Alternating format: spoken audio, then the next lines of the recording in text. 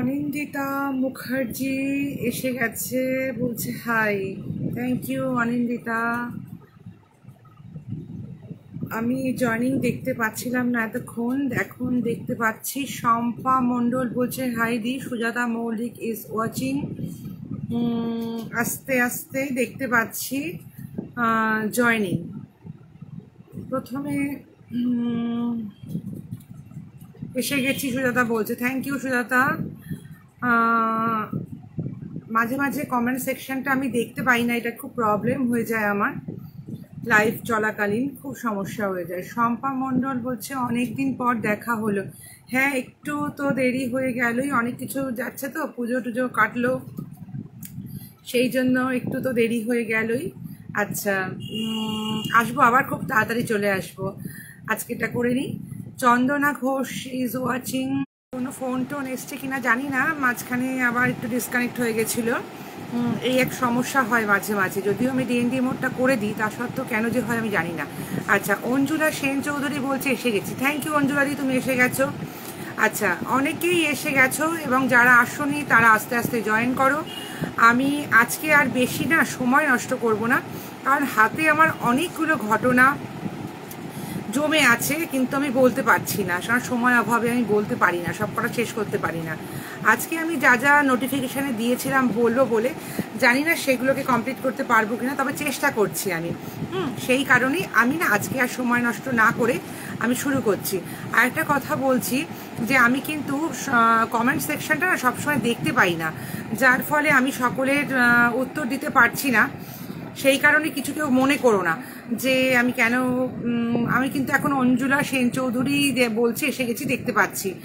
আমি ওপরে কিছু কিছু দেখতে পাচ্ছি জয়নিং, কিন্তু বুঝতে পারছি না কে কে আছে আর কি। নূপুর দাসও আছে, এবার দেখতে পাচ্ছি। থ্যাংক ইউ নূপুর ম্যাডাম, আপনি আছেন। আচ্ছা, যাই হোক, আমি এবার তাহলে শুরু করছি, দেরি করছি না, অনেকেই এসে গেছে, আস্তে আস্তে আমি শুরু করে দিচ্ছি, ঠিক আছে? আচ্ছা, সৌমিক সরকার, আমি এসেছি। গুড ইভিনিং, একদম গুড ইভিনিং। এসে গেলাম। নবুর দাস বলছেন, ঠিক আছে, থ্যাংক ইউ। আমি শুরু করছি, হ্যাঁ। আচ্ছা, আমি ঝটপট শুরু করে দিই, না হলে না শেষ করতে পারি না আমি ওদিকে। আচ্ছা, আমি যেটা আজকে নোটিফিকেশানে দিয়েছিলাম, ছবিটা দেখে আপনারা বুঝতে পেরেছেন নিশ্চয়ই আমি কোথাকার ছবি দিয়েছিলাম। পাপিয়া বন্দ্যোপাধ্যায় এসে গেছেন। Thank you Papiya madam. আমি পাপিয়া ম্যাডামের ঘটনা অনেক বলি, আমি এসে গেছি বলছেন। Thank you Papiya madam. আমি অনেক পাপিয়া ম্যাডামের ঘটনা বলি, আমার কাছে আছেও অনেকগুলো, আমি আগেও বলেছিলাম, কিন্তু অনেক এমন এমন ঘটনা চলে এসেছে যেগুলো না বললে নয়। ওই জন্য পাপিয়া ম্যাডাম সরি, একটু আপনারটা বলতে দেরি হচ্ছে, এরপরে আমি নিশ্চয়ই আপনার ঘটনাগুলো আবার বলবো, ঠিক আছে? আচ্ছা, বলছে very nice Papiya, thank you Papiya madam. আচ্ছা, যেটা বলছিলাম, আমার যে নোটিফিকেশানে যে ছবিটা ছিল আপনারা দেখেছেন, সেটা সবাই জানেন, সবাই গেছেন নিশ্চয়ই আশা করি, সেটা হলো আদ্যাপীঠের ছবি। এবারে আদ্যাপীঠের ছবিটা আমি কেন দিয়েছিলাম, কেন, তার একটা কারণ তো আছে। আমি প্রথমেই তো একটা ঠাকুরের ঘটনা বলে শুরু করি সাধারণত। তা এবার আমি কিছুদিন আগে, আপনারা তো দেখেছেন, যারা আমার ফেসবুক ফ্রেন্ড আছেন তারা দেখেছেন যে আমি কিছুদিন আগে আমি আদ্যাপীঠে গেছিলাম, দক্ষিণেশ্বর হয়ে আদ্যাপীঠ গেছিলাম। এবং তখন আদ্যাপীঠে গিয়ে আমার কিছু মানে ঘটনা, আমার যেখানেই যাই না, আমার সেখানকার ঘটনা জানতে ইচ্ছা করে। এবং সব থেকে বড় কথা হচ্ছে, আমার মনে একটা প্রশ্ন জেগেছিল যে সব মন্দিরে আমরা ঢুকতে পারি, কিন্তু আদ্যাপীঠে আদ্যা মায়ের মন্দিরে কেন আমরা ঢুকতে পারি না? ওই দরজাটা বন্ধ হয়ে যায়, আর সেই মূল মানে মন্দির থেকে নাট মন্দিরের দূরত্ব অনেকখানি, এবং সেখানে আমরা ছুতেও পারি না, রেলিং দিয়ে পুরো ঘেরা আছে, আর সেখানে আমরা প্রবেশও করতে পারি না, জনসাধারণ প্রবেশ করতে পারে না, শুধুমাত্র পূজারী যিনি পুজো করেন তিনি ছাড়া। কেন এটা জানার আমার খুব ইচ্ছা ছিল। সুজাতা মিত্র দেখছেন, থ্যাংক ইউ। হ্যালো দিদি, থ্যাংক ইউ, ভালো আছি। আচ্ছা, থ্যাংক ইউ ফর ওয়াচিং। আচ্ছা, যেটা বলছিলাম যে এইটা জানার জন্য আমার না খুব ইচ্ছা ছিল। তা আমার কাছে অনেক বইও আছে, আমার বাড়িতে প্রচুর ভারতের সাধক বইয়ের, আমার বাবা ভীষণ বই পড়তে ভালোবাসে, আমার বাড়িতে প্রচুর বই আছে কালেকশন। তা ভারতের সাধকও তার মধ্যে আছে। আর আমি তার থেকে অনেক মানে পড়ে জানতে পারলাম যে কেন এই মন্দিরটাতে আমরা মানে জনসাধারণ ঢুকতে পারেন না এবং ছুঁতে পারেন না। আমার ইচ্ছা হলো একটু আপনাদেরকে জানাই এই ব্যাপারটা নিয়ে। সেটা প্রথমেই বলি যে এই মন্দিরের ইতিহাসটাও কিন্তু মানে প্রতিষ্ঠার ইতিহাসও কিন্তু একটা খুব সুন্দর মানে আশ্চর্য ঘটনা। সেটা হলো অন্নদা ঠাকুর, অর্থাৎ যিনি অন্নদাচরণ ভট্টাচার্য তার নাম ছিল, আসল নাম। তিনি অন্নদা ঠাকুর রূপে পরিচিত ছিলেন সাধক মহলে, কারণ তিনি রামকৃষ্ণদেবের বিশাল একটা ভক্ত ছিলেন, ঠাকুর রামকৃষ্ণদেবের। তা উনি কিন্তু আগে ছিলেন মানে একজন মানে বৈদ্য, মানে উনি কবিরাজ ছিলেন। ওনার ইচ্ছাই ছিল মানে পূর্ববঙ্গ থেকে এখানে এসে কবিরাজি শিক্ষা নিয়ে জনসাধারণের মধ্যে মানে যাতে চিকিৎসা করতে পারেন, সাধারণ মানুষকে চিকিৎসা দিতে পারে, সেই জন্যই কিন্তু উনি চিকিৎসা শাস্ত্র অর্থাৎ কবিরাজি বিদ্যা পারদর্শী হওয়ার চেষ্টা করেছিলেন। কিন্তু দেখা গেল একটা সময় তিনি ঠাকুরের এত ভক্ত হয়ে গেলেন, আধ্যাত্মিক দিকে তার মনটা এতটাই চলে গেল যে তিনি কিন্তু আর পরবর্তীকালে এই চিকিৎসা বিজ্ঞান নিয়ে যে কবিরাজি শাস্ত্র নিয়ে যে পড়া, সেটা কিন্তু উনি ওখানে অফ করে দিলেন, দিয়ে পুরোপুরি এই সাধন ক্ষেত্রে তিনি চলে গেলেন। মানে তিনি মানে পুরোপুরি ঈশ্বরের ওপর একটা ভক্তি এসে গেল তার, এতটাই তিনি মানে ঠাকুর রামকৃষ্ণদেবের পরম ভক্ত হয়ে উঠলেন। এমতো অবস্থায় একদিন উনি বাড়িতে ঘুমিয়ে আছেন রাত্রিবেলা, ওনাকে ঠাকুর রামকৃষ্ণদেব স্বপ্নে দেখা দেন এবং ঠাকুর বলেন যে তুই চলে যা কলকাতার ইডেন গার্ডেন, যেটা এখন ইডেন গার্ডেন পরিচিত আর কি, ইডেন গার্ডেনে চলে যা। সেখানে দেখছি এক জলাশয় আছে, তার মধ্যে সেই জলাশয়ে একটা কোণে একটা পাকুড় গাছ আর নারকোল গাছ আছে। সেই গাছের পাকুড় গাছের গোড়ায় জলের তর মধ্যে একটা দেবী মূর্তি দেখবি, তুই পাবি। সেই দেবী মূর্তিকে তুই নিয়ে আয়, সংগ্রহ করে নিয়ে আয়, তুলে নিয়ে আয়, এনে বাড়িতে তুই তাকে স্থাপন কর। এই স্বপ্ন পাওয়ার পর পরের দিনই ওই অন্নদা ঠাকুর সকালবেলা চলে যান ইডেন গার্ডেনে, যথাস্থানে যেখানে ঠাকুর স্বপ্ন দিয়েছেন রামকৃষ্ণদেব, সেখানে চলে যান। গিয়ে দেখেন সত্যি সত্যি একটা 18 ইঞ্চি মাপের একটা কালো কোষ্ঠী পাথরের মহাবিদ্যা মানে দেবী আদ্যাচণ্ডী মহামায়া রূপের এক দেবী ওখানে শুয়ে আছেন জলের মধ্যে। উনি সেখানে খুঁজে সেই জল থেকে আহরণ করে সেই মূর্তিটা তার কাছে বাড়িতে নিয়ে আসেন, বাড়িতে এনে নিজে প্রতিষ্ঠা করে পুজো করে বাড়িতে রাখেন। কিন্তু কি আশ্চর্য ঘটনা, তার কয়েকদিন বাদে এক নবমী তিথিতে তিনি রাত্রিবেলা স্বপ্নে দেখেন, স্বপ্নে আবার সেই মা আসেন, বলেন তুই আমাকে আগামীকাল অর্থাৎ দশমীতে আমাকে জলে বিসর্জন, গঙ্গায় বিসর্জন দে। তখন উনি কেঁদে বলেন, মা তাহলে কি আমি তোমাকে নিয়ে এলাম যে স্বপ্নে পেয়ে ঠাকুরের আদেশে, আমি কি তোমাকে তাহলে যত্ন করতে পারিনি, তোমাকে কি পুজো সন্তুষ্ট করতে পারিনি, তাই তুমি চলে যাচ্ছ আমার থেকে? তখন মা বলেছিলেন, না আমি কিন্তু ওরকম পুজো আচ্চা চাই না। আমি সাধারণ মানুষ, যেমন সাধারণ মানুষের সন্তান মাকে যত্ন করে খেতে দেয়, মা খাও মা পড়ো বলে, তেমনিভাবে আমি কিন্তু তেমনইভাবে আমি আমার সন্তান থেকে যত্ন চাই, ভালোবাসা চাই, আর বেশি কিছু আমি চাই না। আমি তোর ভালোবাসায় বা পুজোতে আমি কখনো অখুশি হইনি, কিন্তু তুই আমাকে বিসর্জন দে। আর উনি তখন বলেছিলেন, মা তাহলে তোমার ছবি আমি একটা তুলে রাখি, তাহলে সেই দেখে তোমাকে তোমার মতো একটা মূর্তি বানাবো। তখন উনি বলেছিলেন, হ্যাঁ তুই আমার ছবিটা তুলে রাখ, আমার মতো মূর্তি তোর ইচ্ছা করে তখন তুই প্রতিষ্ঠা করতে পারিস। এই যেরকম উনি স্বপ্ন পান, সেই স্বপ্ন পেয়ে উনি গঙ্গায় পরের দিনই দশমীতে বিসর্জন দেয় সেই 18 ইঞ্চি কোষ্ঠী পাথরের আদ্যা মায়ের মূর্তিটা। তারপর উনি ছবি তুলে রেখেছিলেন।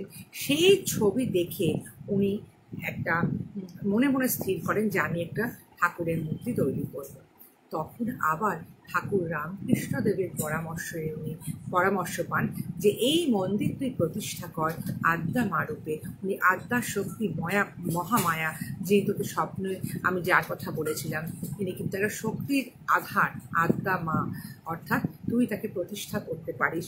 কিন্তু তুই যে মন্দিরটা প্রতিষ্ঠা করবি, সেই মন্দির যদি 12 বছরের মধ্যে সম্পূর্ণ করতে পারিস, তাহলেই একমাত্র সেই মন্দিরে সমস্ত দর্শনার্থী বা জনসাধারণ আসতে পারবে, মায়ের চরণের ফুল নিবেদন করে পুজো দিতে পারবে। কিন্তু যদি তুই 12 বছরের মধ্যে না এটা সম্পূর্ণ করতে পারিস, তাহলে কিন্তু সেই মন্দিরে মায়ের পুজো একমাত্র পূজারী যিনি তিনিই দেবেন। আর কোনো ভক্ত বা জনসাধারণের মাকে স্পর্শ করা বা মন্দির স্পর্শ করার কোনো সুযোগ থাকবে না। এই কথা বলার পর তিনি তখন মানে ওই যে মায়ের মূর্তি ছবি তুলে রেখেছিলেন, সেই মূর্তির আদলেই একদম অষ্টধাতুর মূর্তি তৈরি করেন, যেটা এখন আমরা আদ্যা মাকে রূপে পূজিতা হন এই আদ্যাপীঠে, এবং যেটা আদ্যা মাকে আমরা দেখতে পাই এখন এই মূর্তিটা প্রতিষ্ঠা করেন। কিন্তু 12 বছরের মধ্যে কিন্তু ওনার জীবদ্দশাতে এই মন্দিরটা প্রতিষ্ঠা হয়নি, করতে পারেননি, যে কোনো কারণেই হোক। হয়তো 12 বছর লাগার তো কথা না একটা মন্দির হতে, কিন্তু কোনো কারণেই হোক, তৎকালীন সময়, অর্থ হোক, যে কোনো কারণেই হোক না কেন উনি করতে পারেননি। তার ফলে ওনাকে তখন ঠাকুরের নির্দেশ মতন উনি বুঝে গেলেন তাতে এই মন্দিরে জনসাধারণের আর প্রবেশ থাকবে না, অধিকার থাকবে না, তাহলে আমার এর মন্দির করে কী লাভ, আমার যদি মন্দির হয়ও আমার এখানে থেকে আর কী লাভ আছে। তখন উনি চলে যান পুরীতে। সেখানে গিয়ে উনি মাত্র 38 বছর বয়সে দেহত্যাগ করেন, খুবই অল্প বয়সে। কেউ কেউ বলে 32 বছর, কেউ কোথাও কোথাও বলা আছে 38 বছর। এত স্বল্প বয়সে তিনি কিন্তু দেহত্যাগ করেন।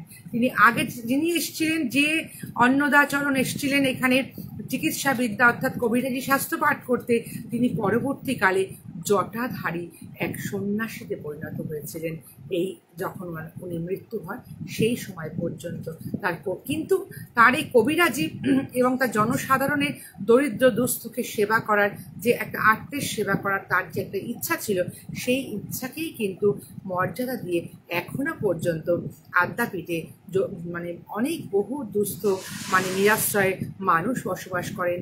অনেক মানে অনাথ শিশুদের এখানে শিক্ষা দীক্ষার জন্য এখানে আশ্রম আছে, এবং প্রচুর মানে মানে মানুষ যাদের মানে দরিদ্র মানুষ চিকিৎসা করতে পারে না, তাদেরকে সেবা করার জন্য কিন্তু ওখান থেকে একটা ট্রাস্টি বোর্ড তৈরি করা আছে। তারা দরিদ্র মানুষের মানে শারীরিক চিকিৎসারও একটা ব্যবস্থা ওনারা করেন, যাতে স্বল্প মূল্য বা বিনা পয়সায় করা যায় তার ব্যবস্থা কিন্তু আছে এই অন্নদা ঠাকুরের কথাকে মান্যতা দেওয়ার জন্য।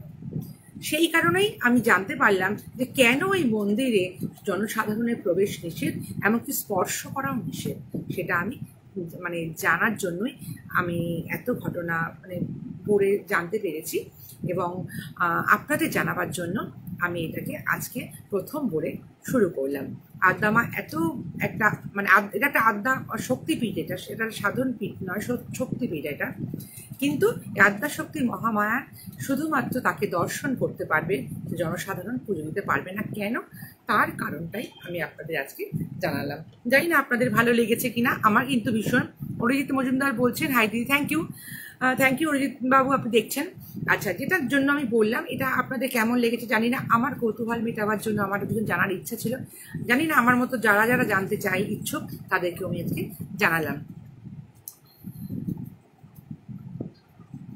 হ্যাঁ, একদম একদম নূপুর ম্যাডাম যেটা বলছেন ঠিকই বলেছেন আপনি। এটা আমি জানতে পেরেছি হচ্ছে মানে একটা জায়গা থেকে পড়েই আমি জানতে পারলাম, এবং অন্নদা ঠাকুরের নিজের আরেকটা বই আছে, সেখানে তিনি আরও ডিটেলসে লিখেছেন। আমি এখন এইটুকু তো সময় অত বলা যাবে না, যার জন্য আমি শর্ট করে আপনাদেরকে একটুখানি জানালাম। ঠিক আছে? আচ্ছা, মধুমিতা চক্রবর্তী এসছেন, বলছেন good evening. Thank you, good evening মধুমিতাদি। আচ্ছা, এবার যেটা আমি বলছি খুব ভালো লাগলো, থ্যাংক ইউ গোপা বলছে খুব ভালো লাগলো। আচ্ছা, আমি এবারে আজকে না আর বেশি কথা বাড়াবো না, আমি শর্টে তাড়াতাড়ি করে শুরু করছি আমার সেকেন্ড মানে ঘটনাটা, কারণ ঘটনা অনেকগুলো আছে, সময়টা ভীষণ কম। আচ্ছা, আজকে আমি যে ঘটনাটা বলবো বলে আমি নোটিফিকেশনে দিয়েছিলাম, প্রথমেই ছবি দিয়েছিলাম আদ্যাপীঠ, সেটা বলে দিলাম।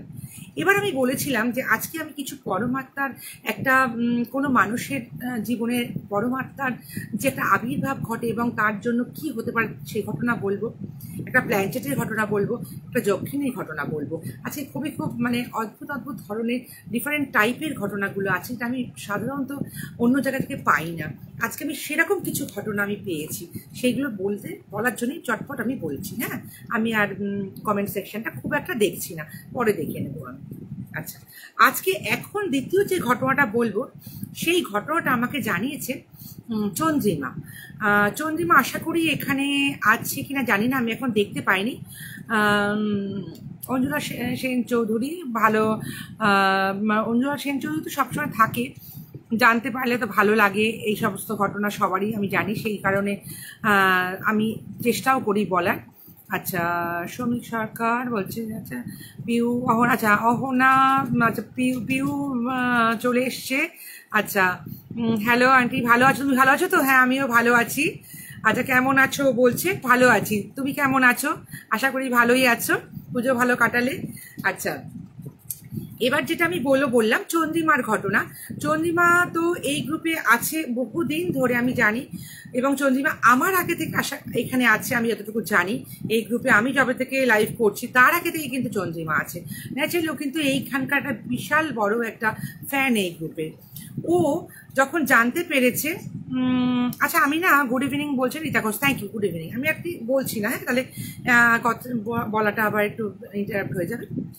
চন্দ্রিমা যখন জানতে পেরেছে যে আমি এখানে বলি, তখন ওর অনেক দিনের ধরে ইচ্ছা ছিল ওর জীবনে ঘটনা, বেশ একটা, ওর জীবনটাও না মানে এরকম ধরনের কিছু ঘটনা, রহস্যময় ঘটনা দিয়ে মোরা ওর জীবনে অনেক কিছু ঘটনা ঘটেছে, যেটা কেন ঘটে ও কিন্তু নিজেও না জানে না। যে আমি ওকে নিজে পার্সোনালি জিজ্ঞেস করেছিলাম, আচ্ছা তোমার কি রাশি, তোমার কি ব্যাপার, লগ্ন, কারণ কি শুনেছি নাকি হালকা রাশি রাশি সমস্ত হলে হয়, অনেক ঘটনা আমার এই গ্রুপে এসেই জেনেছি। যাই হোক, কিন্তু ওর জীবনে আমি জানি না কেন এরকম মানে পরতে না অনেক রকমের ঘটনা ওর জীবনে ঘটে, এবং আজও ঘটে চলছে। সেটা যে কেন হচ্ছে ও নিজেও কিন্তু এর উত্তর জানে না। তা আমাকে ও কিছুটা বলেছে, তা আমি অনেকগুলো ঘটনাই ও বলেছে, কিন্তু আমি তো সব ঘটনা একসঙ্গে বলা যায় না। আজকে ওর দুটো মানে অদ্ভুত অদ্ভুত দুটো ঘটনা যেটা ওর মনে হয়েছে, আমি সেই ঘটনাটা বলছি।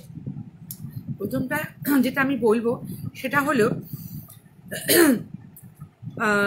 ও তো একটাই মেয়ে, মানে ওর বাবা মায়ের একটি মাত্র সন্তান। ও ভীষণই ও ট্যালেন্টেড, কোয়ালিফাইড মেয়ে, ভীষণই ভালো মেয়েটি, আত্মনির্ভরশীল এবং মানে ভীষণভাবে নিজের মত মানে একটা স্টেবল করার তার ক্ষমতা আছে।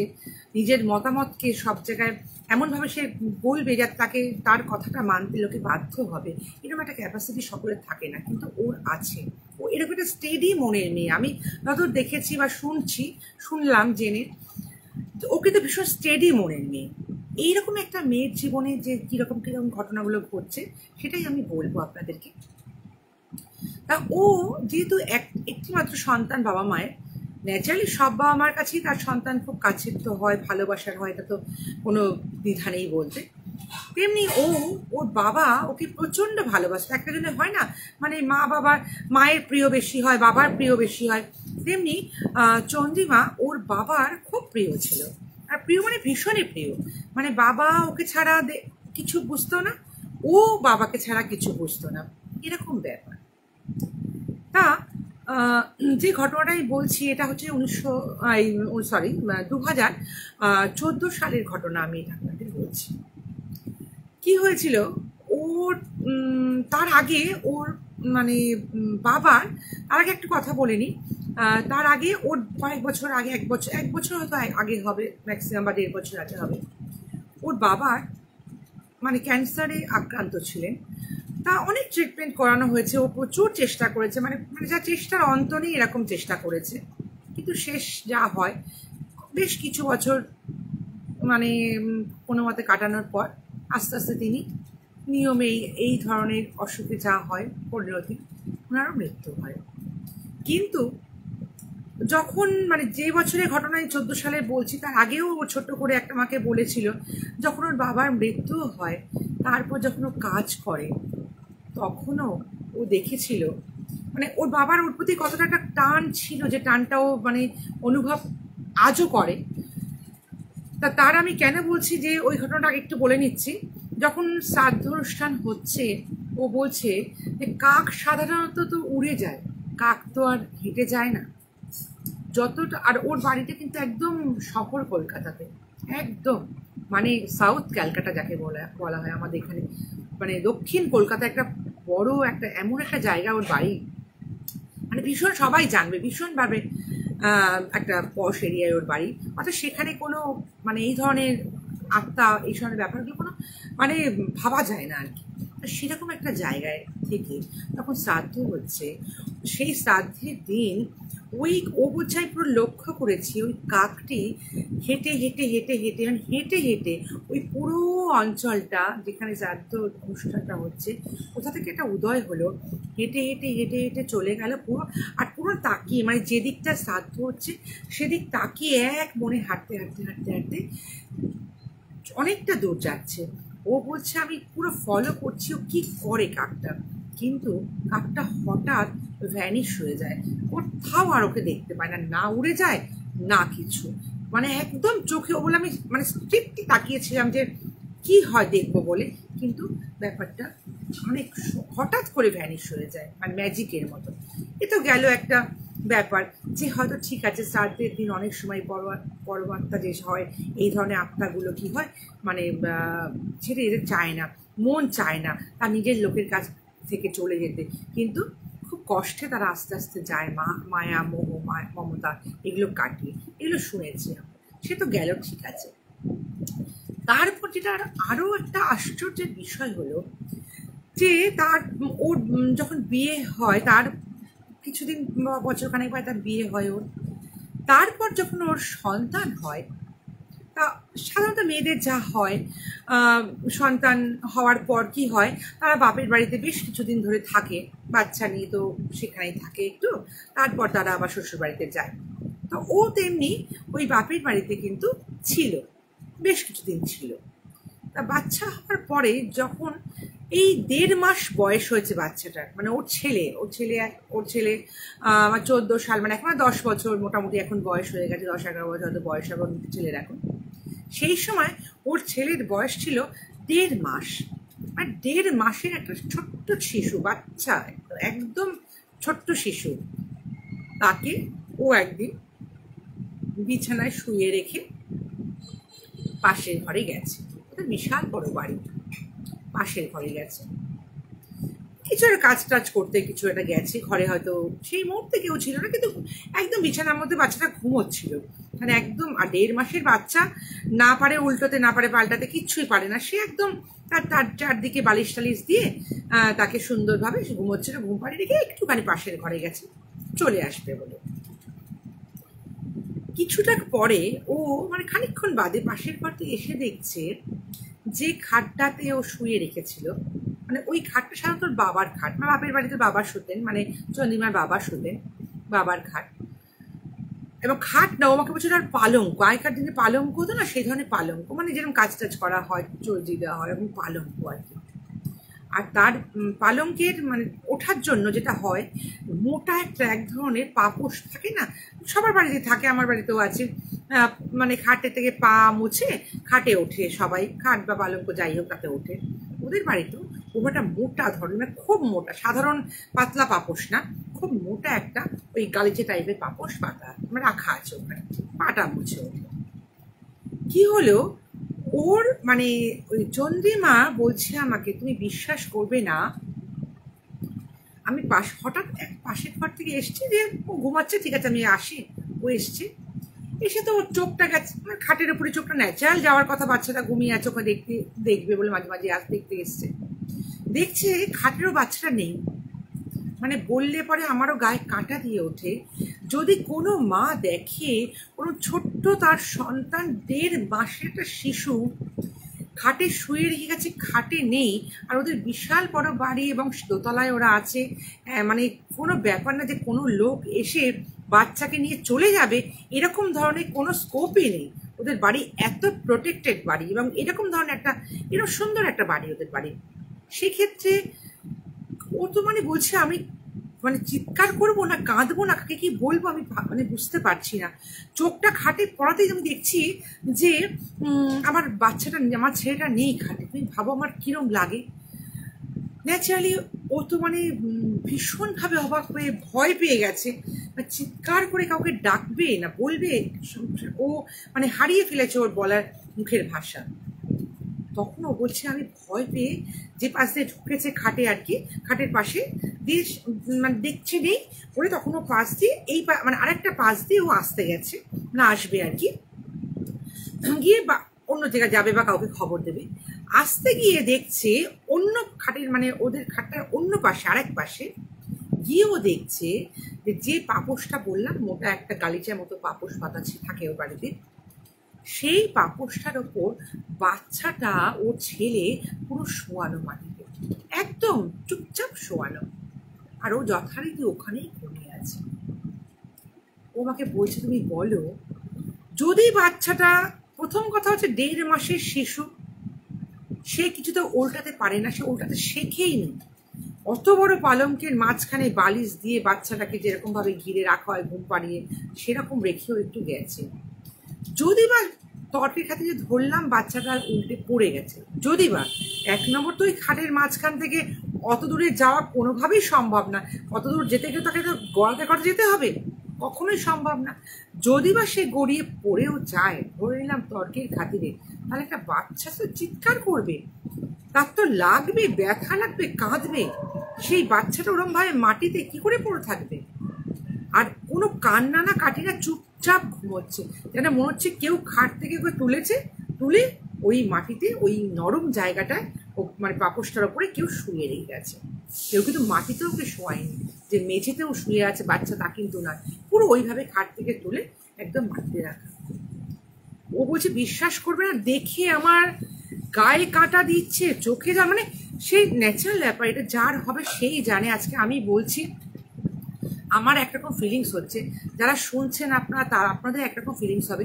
আর যে মা, যার সদ্যজাত শিশুটা প্রায় বলা যায়, তার যে মা, তার কি ফিলিংস হবে সেটা তো বলে বোঝানোর কোনো অপেক্ষা রাখে না, আমার অন্তত সেটাই মনে হয়।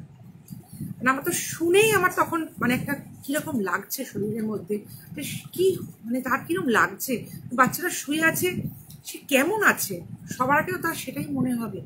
যাই হোক, সে তখন মাটি থেকে বাচ্চাটাকে তুলে দেখে না কোনো সমস্যা না, কোনো ক্ষতি না, কিন্তু ঘুমোচ্ছে, যেমন খাটে ঘুমোচ্ছিল তেমনভাবে মাটিতে ঘুমোচ্ছে। ওর সঙ্গে সঙ্গে বাড়ির সব ওর মাকে ডেকেছে, মানে চন্দ্রিমা ওর মাকে ডেকে নিয়ে এসছে, মা শীঘ্রই দেখবে এসব কী অবস্থা। আর যা যা সব ছিল বাড়িতে আত্মীয় স্বজনরা, তাদের সকলকে ডেকেছে, ডেকে সব দেখিয়েছে যে দেখো কী অবস্থা।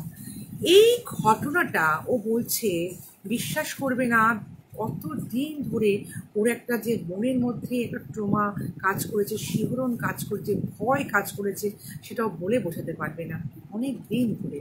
তারপরে আমি ওকে প্রশ্ন করলাম যে এটা কি করে হলো বা কেন হলো, তোমরা কি কিছু ভাবতে পেরেছিলে বা কিছু বুঝতে পেরেছিলে?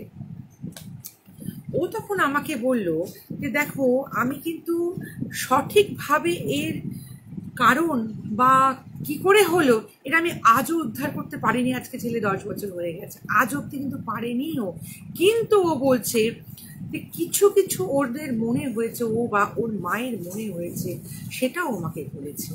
কি মনে হয়েছে না, প্রথমত হচ্ছে বাবা ওকে ভীষণ ভালোবাসতো, মানে আমি আগেই বললাম, মানে প্রাণের থেকে বেশি ভালোবাসতো ওর বাবা ওকে। বাবা হয়তো বা মানে এক একটা, দেখুন এটা কিন্তু পুরোটাই কিন্তু ধারণা, ওর নিজের মনের ধারণা বা মানুষেরা ভেবে নেয়, আসল ঘটনা তো আমরা বুঝতে পারি না, আমরা অনেকেই অনেকের মতো করে ভাবি। ও কিন্তু ঠিক ওর মতো করে ভেবে আমার ঘটনাটা বলেছে। অর্থাৎ এটা কিন্তু ভাবনাটা হয়তো আর একজন যারা যারা শুনছেন আপনারা বলবেন না না এটা এই কারণ না, কেউ বলবেন না না ওটা ওই কারণ না, কিন্তু ওর যেটা মনে হয়েছে ও আমাকে সেটা বলেছে, আমিও সেটা আপনাদেরকে বলছি। ওর প্রথমেই মনে হয়েছে, আমি বললাম কি ওকে, দেখো তাহলে কি এটা হতে পারে যে তোমার বাবা তোমাকে এত ভালোবাসতেন বলে, বা এটা হতে পারে তোমার বাবা ওই খাটে শুতে খুব ভালোবাসতেন, বাবার খাট, তুমি তোমার ছেলেকে শুয়েছে বলে রাগ হয়েছে, এটা কি হতে পারে? তখন আমি আবার নিজে বলেও বললাম না, এ তো হওয়ার কথা নয়, কারণ নাতি নাতনি হচ্ছে দাদু, মানে সন্তানের থেকে নাতি নাতনিদের মায়া বলে নাকি আরো বেশি। তাহলে কি তোমার না দাদু হিসেবে তার তো নিশ্চয়ই মায়াটা আরো পড়া উচিত, তুমি সরিয়ে ওরকমভাবে মাটিতে শুয়ে রাখবেন না খাট থেকে সরিয়ে। এটাও আমি তখন ওকে বললাম। ও বললো হ্যাঁ সেটাও তো ঠিক কথা। আবার আমিও বললাম, আমার মনে যা হচ্ছে আমি ওকে বললাম, দেখো এটাও তো হতে পারে যে তোমার বাবা হয়তো মানে অসন্তুষ্ট হয়েছেন, রেগে গেছিলেন, বা এটাও তো হতে পারে যে দেখো মানে মানুষ বেঁচে থাকলে যা আপন হয় মৃত্যুর পর কিন্তু আমরা বলি আত্মা কিন্তু মানুষের আপন না। যতই মা বাবা সন্তান ছেলে মেয়ে হোক না কেন, মানুষের কিন্তু মানে মৃত্যুর পর কিন্তু মানুষ মানে নিজেরা কিন্তু যতটাই কাছে আগে থাকতো এখন ততটা কাছে তাদের ভাবা যায় না, ভাবা উচিত না। মানে আত্মাকে কিন্তু নিজের আপন লোক ভাবা একেবারেই অনুচিত, সবাই বলে। কারণ মৃত্যুর পর মানুষ থেকে মানে ওপরে যারা চলে গেছে তাদের কিন্তু আত্মাদের আর যোগাযোগ রাখা কিন্তু ভালো না, এটা আমি শুনেছি।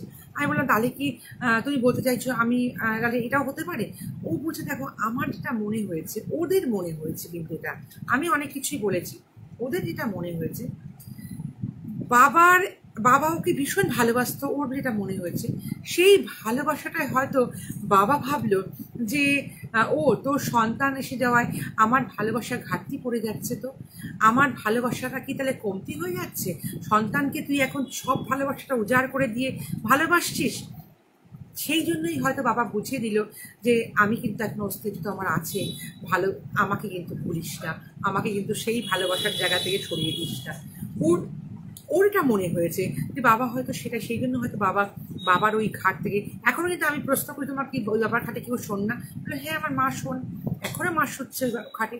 কিন্তু কেন জানি না সেই দিন ওই বাবা ওর মনে হয়েছে যে বাবা ছাড়া আর কেউ না, যে ওর সন্তানকে নিচে নামিয়ে দিয়ে হয়তো কিছু বোঝাতে চেয়েছেন যে আমার প্রতি ভালোবাসাটা কিন্তু যেন চলে না যায়, তোর সন্তানের প্রতি এত ভালোবাসার স্রোতে, এটা হয়তো ওর মনে হয়েছে।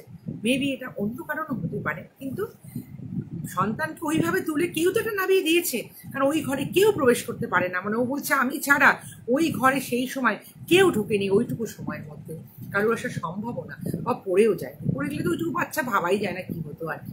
যাই হোক, এই একটা অদ্ভুত ঘটনা ওর জীবনে, ও বলছে আমি আজও সেটা বলতে পারি না। আরও কয়েকটা ঘটনা আমাকে বলেছে, অদ্ভুত অদ্ভুত ঘটনা, কিন্তু এই ঘটনাটা আমার মনে ভীষণভাবে দাগ কেটেছে, তাই জন্য আমি এই ঘটনাটা আপনাদের শোনালাম। জানি না আপনাদের কেমন লাগলো এটা। হ্যাঁ, আমার তো মানে খুবই আশ্চর্য লেগেছে। ও কিন্তু এই ঘটনা মানে এরকম ধরনের ঘটনা ও বলছে আমার জীবনে আর ঘটেনি ঠিকই, কিন্তু এই ঘটনাটা আমি জীবনে কোনো ভুলতেও পারবো না। কি করে ঘটলো তার কারণ ব্যাখ্যাও আমি করতে পারবো না, যেটুকুর মনে হয়েছে হয়তো হতে পারে, বা যদি কিন্তু তাই দিয়েও আমাকে ব্যাখ্যাটা করেছিল। যাই হোক, বাকিটা তো আপনারা শুনলেন, কেমন লাগলো আপনারা জানাবেন। আচ্ছা, এবার কি সাংঘাতিক বোধহয় মধুমিতা চক্রবর্তী, হ্যাঁ সত্যি কথাই, মানে একটা মানে অদ্ভুত মানে সাংঘাতিক মানে খুবই মানে সত্যি নুপুর ম্যাডাম বলছে অদ্ভুত ঘটনা, একেবারেই মানে অদ্ভুত মানে ভীষণই অদ্ভুত। এবং যার ঘটনা ঘটে, যার সন্তানের ঘটনা ঘটে, আজকে তার সন্তান এখন ছোট বাচ্চা 10 বছরে যখন হয়েছিল তখন ও তো মানে ওই বুঝেছিল যে কিভাবে এই অদ্ভুত ঘটনাটা ঘটলো, সেটা ও মানে আজও মনে রেখেছে বলেই তো আমাকে এতদিন বাদে আমাকে বলার জন্য ও কিন্তু বহুদিন ধরে খুঁজছিল ব্যাপারটা, ঘটনাটা আমাকে জানাবে এবং আমার মুখ দিয়ে বলাবে। কারণ আমিও ওকে যেহেতু আমি আজকে বলবো, ও আমাকে বলতে বলেছিল, যেহেতু আমি আজকে বলেও বলে আজকে সকালে ওকে আমি একবার ফোন করে নিয়েছিলাম, দেখো ঘটনাটা আমি বলবো কি না, তখন আমাকে বলেছিল যে হ্যাঁ তুমি অবশ্যই বলো ঘটনাটা। আর আমি আবার এটাও জানি, ওকে আমি সেটাও বলেছি, শেয়ার করলাম যে এই ধরনের যদি কিছু ঘটনা, অদ্ভুত কিছু ঘটনা কারোর সঙ্গে ঘটে, সেই ঘটনাটা যদি মনে হয় একটা অ্যাবনর্মাল ঘটনা, খুব একটা ভালো নয়, তাহলে সেটা 5 কান করে দেওয়া ভালো, মানে সকলকে বলে দেওয়া ভালো, তাহলে কিন্তু তার এফেক্টটা আস্তে আস্তে কমে যায় লোক মুখে প্রচারিত হলে। এটা কিন্তু লুকিয়ে রাখতে নেই, ওকে আমি এই কথা বলেছিলাম। সেই কারণেই আমি ঘটনাটা বললামও, সবাইকে জানিয়ে দিলাম।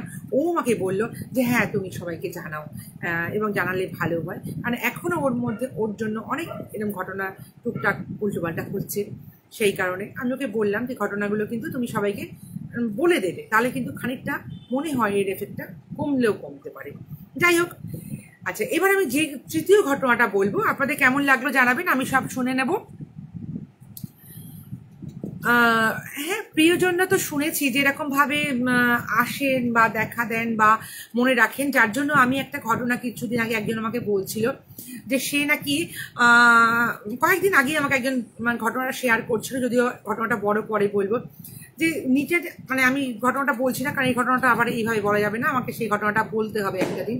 আমি জাস্ট ছোট করে বলছি যে কোনো মানুষের নিজের লোক যখন প্রিয়জন চলে যান না, রেগুলার বেসিস তাকে খাবার দেওয়া, ধূপ ধুনো, হয়তো ধূপ দেওয়া যেতে পারে ঠিকই, কিন্তু রেগুলার বেসিস তাকে খাবার দেওয়া এটা কিন্তু উচিত নয়। তাকে কিন্তু ডেকে নিয়ে আসা হয়, তার সঙ্গে এটা বলতে হয় তুমি যেখানে আছো ভালো থাকো, কিন্তু জীবিতদের সঙ্গে তারা যত প্রিয়জনই হোক তাকে প্রত্যেক দিন ডেকে এনে পুজো করে তাকে মনে করে রাখাটা একদম অনুচিত। তাহলে কিন্তু নাকি আমি শুনেছি যে সেই আত্মাও যেতে পারে না, মানে শান্তি পায়, তৃপ্তি পায় না, আর যিনি জীবিত যারা আছেন তাদেরও কিন্তু অনেক সমস্যা তৈরি হয়। তাই ওকে আমি বললাম যে এই ধরনের ঘটনা তুমি কিন্তু রেগুলার বেসে কিন্তু মানে ওইভাবে অত মন থেকে, ওরা বাবাকে তো কেউ ভুলতে পারে না, বাবা মা হচ্ছে এমন একটা জিনিস কেউ কোনোদিন আমৃত্যু ভুলতে পারে না, কিন্তু তুমি একটু চেষ্টা করবে, তাকে সবসময় বলবে তুমি যেখানেই থাকো ভালো থাকো, তুমি সেখানে যেখানে আছো ভালো থাকো, কিন্তু আমাদের মধ্যে ওপর থেকে দেখো, কিন্তু আমাদের মধ্যে আর তোমাকে না এলেই মনে হয় ভালো হয়। কারণ কি এই ধরনের মানে ঘটনাগুলো ঘটলেও ঘটতে পারে। যাই হোক, এগুলো তো আমাদের সকলেরই নিজস্ব মতামত, তাই জন্য আমি বললাম, শেয়ার করলাম এগুলো। জানি না সকলের মত এক কিনা, নিশ্চয়ই নয় এটা। আচ্ছা, আজ আমি থার্ড যে ঘটনাটা, সেটা আমি চন্দ্রিমার ঘটনাটা বলবো। ওর আরেকটা ঘটনা আমি বলছি, যেটা আমি বলেছিলাম না প্ল্যানচেটের ঘটনা বলবো। আমরা কিন্তু প্ল্যানচেটের অনেক ঘটনা শুনেছি, কিন্তু আমি আজ পর্যন্ত কোনোদিন দেখিনি এমন মানুষকে যে সে প্ল্যানচেট নিজে করেছে।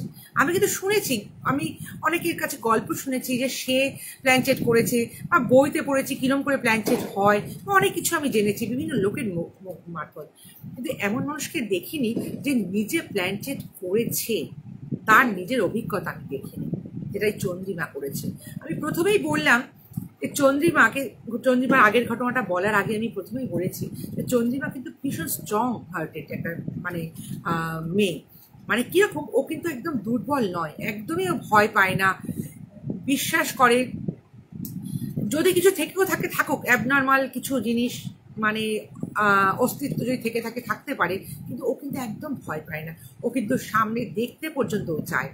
এরকম কিছু ইনসিডেন্ট আমার কাছে আমি দেখেছি, জেনেছি যে ও কিন্তু এরকম ধরনের ঘটনা, যদি কেউ বলে যাবে অমুক জায়গায় এরকম ভূত আছে দেখবে, বলে হ্যাঁ আমি দেখবো, কোনো ব্যাপার না, আমি সব ভয়টাই পাই না।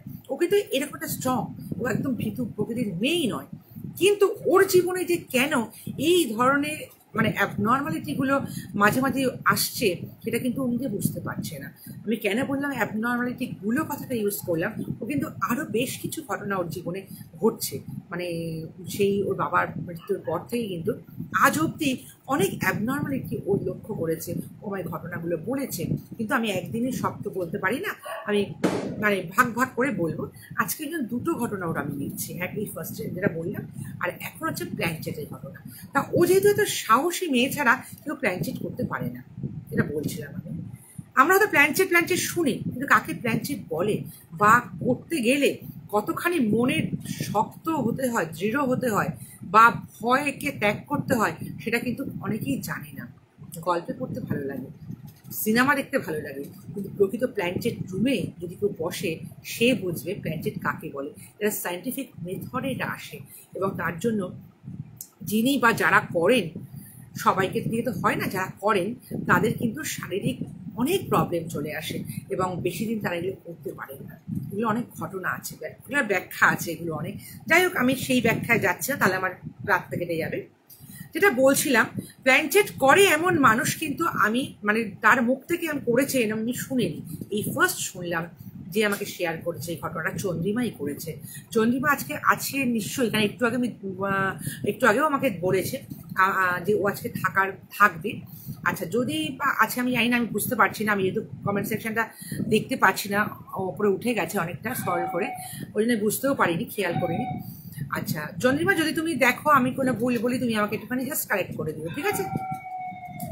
আচ্ছা, ওর দাদু আর যেটা বাবা ওকে এত ভালোবাসতেন, তেমনি ওর দাদু মানে বাবার বাবা তেমনি ওকে ভীষণ ভালোবাসতেন।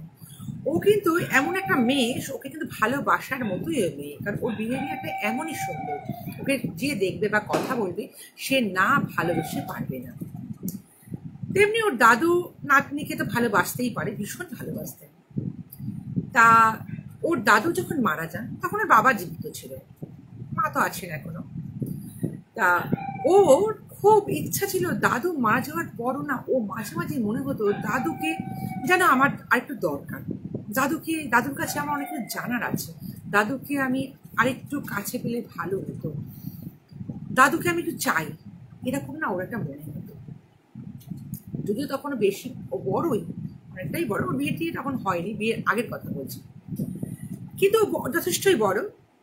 কিন্তু ওর এই যে ঘটনাগুলো ও যখন এরকম মনে ভাবছে, এমন সময় ওর এমন একজন লোকের সঙ্গে আলাপ হয়, একজন ভদ্রলোকের সঙ্গে, যিনি নাকি প্ল্যানচেট করেন। আমি আগেই বললাম যে প্ল্যানচেট কিন্তু আমি এখন ইচ্ছা করলো আমি আজকে কালকে একটা প্ল্যানচেট করবো, অন্ধকার ঘরে নিয়ে সন্ধ্যেবেলা বসে পড়লাম, আমি অমুককে একটু চাই প্ল্যানচেট করতে, চোখ বন্ধ করেই তাকে ডাকতে শুরু করলাম, এটা কিন্তু হয় না। প্ল্যানচেটের অনেক নিয়ম কানুন আছে, বললাম একটা সায়েন্টিফিক মেথড এগুলো হয়। ওই আত্মাকে আনা এবং একটা জীবিতর সঙ্গে একটা মৃতকে ব্যক্তিকে আনা, তার মেডিটেশনের মাধ্যমে ভীষণ ব্যাপার, এটা অনেক ব্যাপার আছে, এগুলো যখন তখন করতে কেউ পারবে না, আমার ইচ্ছা হলে পারবো না, যে কেউ ইচ্ছা হলে পারবে না, কিন্তু যারা জানে এই ব্যাপারটা নিয়ে একদম তারা বিশেষজ্ঞ, তারাই কিন্তু একমাত্র প্ল্যানচেট করতে পারে। কিন্তু কি হ্যাঁ, আমি যদি চাই প্ল্যানচেট করতে, আমি যদি তেমন কোনো লোক পাই, তেমন লোক যদি আমাকে সাহায্য করেন, তিনি আমাকে বলে দেবেন যে কতদিন মৃত্যু, যার মৃত্যু হয়েছে, যাকে আমি ডাকছি তার কতদিন হয়েছে মৃত্যু, বা অনেক দিনক্ষণ ব্যাপারগুলো আছে, সেই সব বলার পর যদি তিনি মনে করেন যে হ্যাঁ এনাকে প্ল্যানচেট করা যেতে পারে, তবেই তুমি বসতে পারো বা আমি বসতে পারি, আদারওয়াইজ কিন্তু প্ল্যানচেট হয় না। আমি এসবগুলো জানি, কিন্তু এই চন্দ্রিমা আমাকে বললো যে ওরও কিন্তু এরকম একটা ভীষণ ইচ্ছা হলো যে আমি দাদুর সঙ্গে কথা বলবো, দাদুর কাছে আমার কিছু জানবো, ও যা কিছু তো দাদুর কাছে যেত, দাদুকে খুব প্রিয় ছিল, মানে আমার কথা বাবা যেমন পরবর্তীকালে প্রিয় হলো, একটা সময় দাদু ওর ভীষণ প্রিয় ছিল, মানে যা হয় আর কি, নাতনিদের কাছের মানুষ হয়ে ওঠেন দাদুরা, তেমনি। তাই দাদুর মৃত্যুটাকেও না ও তখন মেনে নিতে পারেনি, সেই কারণে হঠাৎ একদিন ওর মনে হয়েছে আমি দাদুকে আবার একবার ডাকতে চাই, কিছু কথা জানতে চাই। তা ওই এখন ভদ্রলোকের ও সন্ধান পায় যে ওই ভদ্রলোক প্ল্যানচেট করেন, তখন চন্দ্রিমা কি করলো, ওই ভদ্রলোকের সঙ্গে যোগাযোগ করে তাকে বলেন যে আমি এরকম মানে চাই আমার দাদুকে প্ল্যানচেট করে আনতে। তো যাই হোক, ও বলেছিল সমস্ত, তার নিশ্চয়ই তিনি যা যা নিয়ম কানুন বলেছিলেন এবং তার মানে যেরম ভাবে ওর দাদুর মৃত্যুদিন পত্র যা যা বলা সব বলে দিয়েছিলেন, বলে এবারে ওই ভদ্রলোক রাজি হয়েছিলেন যে প্ল্যানচেট করবেন বলে রাজি হয়েছিলেন। তখন ওর এক বোন হয়, কোনো সম্পর্কের বোন, তাকে নিয়ে প্ল্যানচেট জন্য বসেছিল। ওর মাকেও বলেছিল, মা তুমি এসো, তুমি থাকো প্ল্যানচেট জন্য, দেখবে ঘটনাটা। তো ওর মা বলেছিলেন না, আমি বাবা এইসব প্ল্যানচেট থাকতে পারবো না, প্রচণ্ড ভয় পান, বা হয়তো পছন্দ করে না, বা যে ভাই সব মানুষের মানে স্ট্রং যদি না হয় না হার্ট, তাহলে সে প্ল্যানচেটটা করতে পারে না, সেখানেই সে হার্ট ফেল করবে। যাই হোক, ওর চন্দ্রিমার মা থাকতে চাননি, এবং আর কাউকে চন্দ্রিমা নেয়নি, কারণ বেশি লোকও গ্যাদারিংও করা যায় না, খুব মানে কম লোক থাকতে হয় আর কি প্ল্যানচেট রুমে। যাই হোক, সেই ভদ্রলোক ছিলেন, আমাকে ঘটনাটা বললো, কারণ আমি যেহেতু কোনোদিন প্ল্যানচেটের মানে এরকম ধরনের ঘটনা জানতেই পারিনি যে এরকম হয় প্ল্যানচেট। তা ও বললো কি যে আমি ওই ভদ্রলোক একদিন এলেন, একটা নির্দিষ্ট দিন বুঝে, সময় বুঝে ভদ্রলোক এলেন, এসে একটা ঘরের মধ্যে উনি ছিলেন, আর চন্দ্রিমা ছিল, আর ওর এক মানে বোন, সম্পর্কিত কোনো বোন, সে ছিল। আর জিনিস বলতে ও বললো খুব বেশি কিছু কিন্তু আইটেম ছিল না ঘরটায়, নিশ্চয়ই অন্ধকার তো একটু রাখতেই হয়, এই সমস্ত যা মানে প্যারানর্মাল ব্যাপারগুলো বা এই সমস্ত জিনিসগুলোকে যখন আত্মাকে কেউ ইনভাইট করিয়ে মানে করে প্ল্যানচেটের মাধ্যমে, তখন তো সূর্যালোক বা বিশাল বিশাল হ্যালোজেন লাইট জ্বালিয়ে করাটা তো ঠিক নিশ্চয়ই নয়। ন্যাচারালি ওর ঘরেও সেরকম ছিল না, একটা মৃদুমন্দ আলোতেই হয়তো ব্যাপারটা করেছিল। কিন্তু জিনিসটা ছিল কি, ঘর বন্ধ করা ছিল, কিছু জিনিসের ছিল, মানে প্ল্যানচেটে কিছু আইটেম সেখানে রাখতে হয়েছিল। সেটা হচ্ছে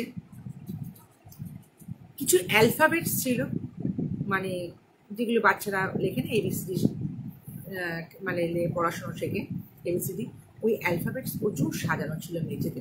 মেঝের মধ্যে ঘটনাটা হয়েছিল, মানে করেছিল, সবাই মেঝেতে ওরা বসেছিল, মেঝের মধ্যে অ্যালফাবেটসগুলো সাজানো ছিল, ধূপ জ্বলছিল, মোমবাতি প্রদীপ যা যা সব থাকেনি, তো নর্মাল ব্যাপার ছিলই।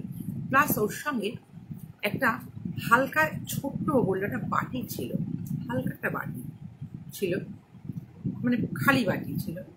আর মেঝের মধ্যে একটা দিকে হ্যাঁ একটা দিকে না লেখা ছিল, মানে ইয়েস নো আর যা হয়, হ্যাঁ আর না লেখা ছিল মেঝের মধ্যে, একটা দিকে দুদিকে একটা করে হ্যাঁ একটা করে না লেখা ছিল। আর ওই ভদ্রলোক যিনি প্ল্যানচেট করেন, আসল যিনি লোক, তিনি বলেছিলেন যাকে তুমি ডাকবে চাইবে তাকে কিন্তু এক মনে, মানে মেডিটেশন যেমন করে মানুষে, মানে কোনো জিনিসকে এক মনে চিন্তা করে, চোখ বন্ধ করে, মানে কোনো কিছু দিক তুমি তাকাবে না, কোনো কিছু ভাবনা চিন্তা হবে না, মানে মেডিটেশন যাকে বলে সেইভাবে তুমি শুধুমাত্র তোমার ওই দাদুকেই কিন্তু ডাকবে, ওকে এবং ওই ওর যে একজন কাজিন ছিল সিস্টার, তাকে দুজনকেই বলেছে তোমরা কিন্তু এইভাবে তাকে ডাকবে। আর উনি যা করা সেটা তো উনি করছেন, ওনার পদ্ধতিতে উনি করেছেন, কিন্তু এদের কাজ হলো চোখ বন্ধ করে এক মনে নিবিষ্ট করে ওই ওনার দাদুকে ডাকা। তা ওরা তো তেমন তেমন করে করে গেছে, যেরম যেরম করে উনি বলেছেন তেমন তেমন করে। এবারে ওই যে মানে মানে ভদ্রলোক যিনি আসল মানে ইনভাইটটা করছেন ওই প্ল্যানচেটের মাধ্যমে, তিনি যখন ডেকেছেন মাঝখানে প্রথম দিকে কি হয়েছে, একটা ও এমন কেউ একটা চলে এসেছে যাকে প্রশ্ন মানে কথা বলার আগেই তিনি উল্টোপাল্টা এমন কিছু অ্যাক্টিভিটিস করেছেন, সেটা কিন্তু চন্দ্রিমারা বুঝতে পারেনি, কিন্তু বুঝতে পেরেছে কে না, ওই ভদ্রলোক।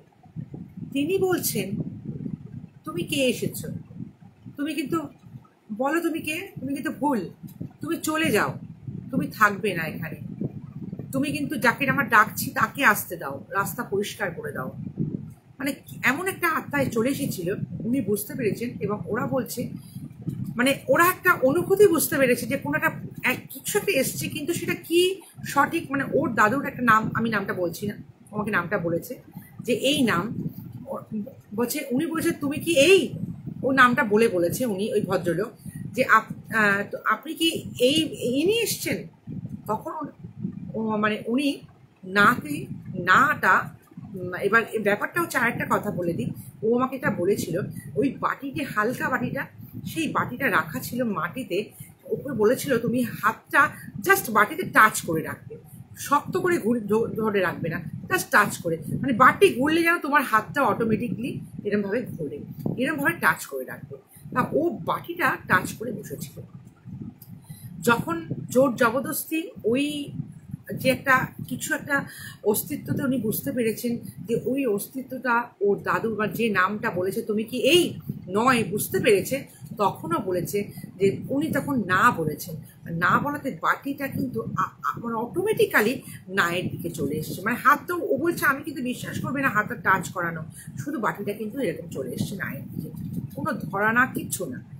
আচ্ছা, এবার ওই যখন না বলেছেন তখন উনি আরও ওনার যা কিছু বললাম, আমি আগেই বললাম যে এটা কিন্তু সবাই পারে না, যিনি পারেন যিনি করতে, তিনি এমন কিছু করলেন, খানিক পরে পুরো স্থির হয়ে গেল, মানে ওই আত্মা কিন্তু চলে গেছে যেখানে যাকে যে এসে গেছিল। যাই হোক, তারপরে আবার তো ওদেরকে এক মনে ডাকতে বলা হয়েছে, অনেকক্ষণ ধরে বলছে আমরা এরকম করে গেছি, অনেকক্ষণ, কতক্ষণ সেটা ওইভাবে মনে নেই, বলছে অনেকক্ষণ আমরা এক মনে দাদুকে ডেকে গেছি।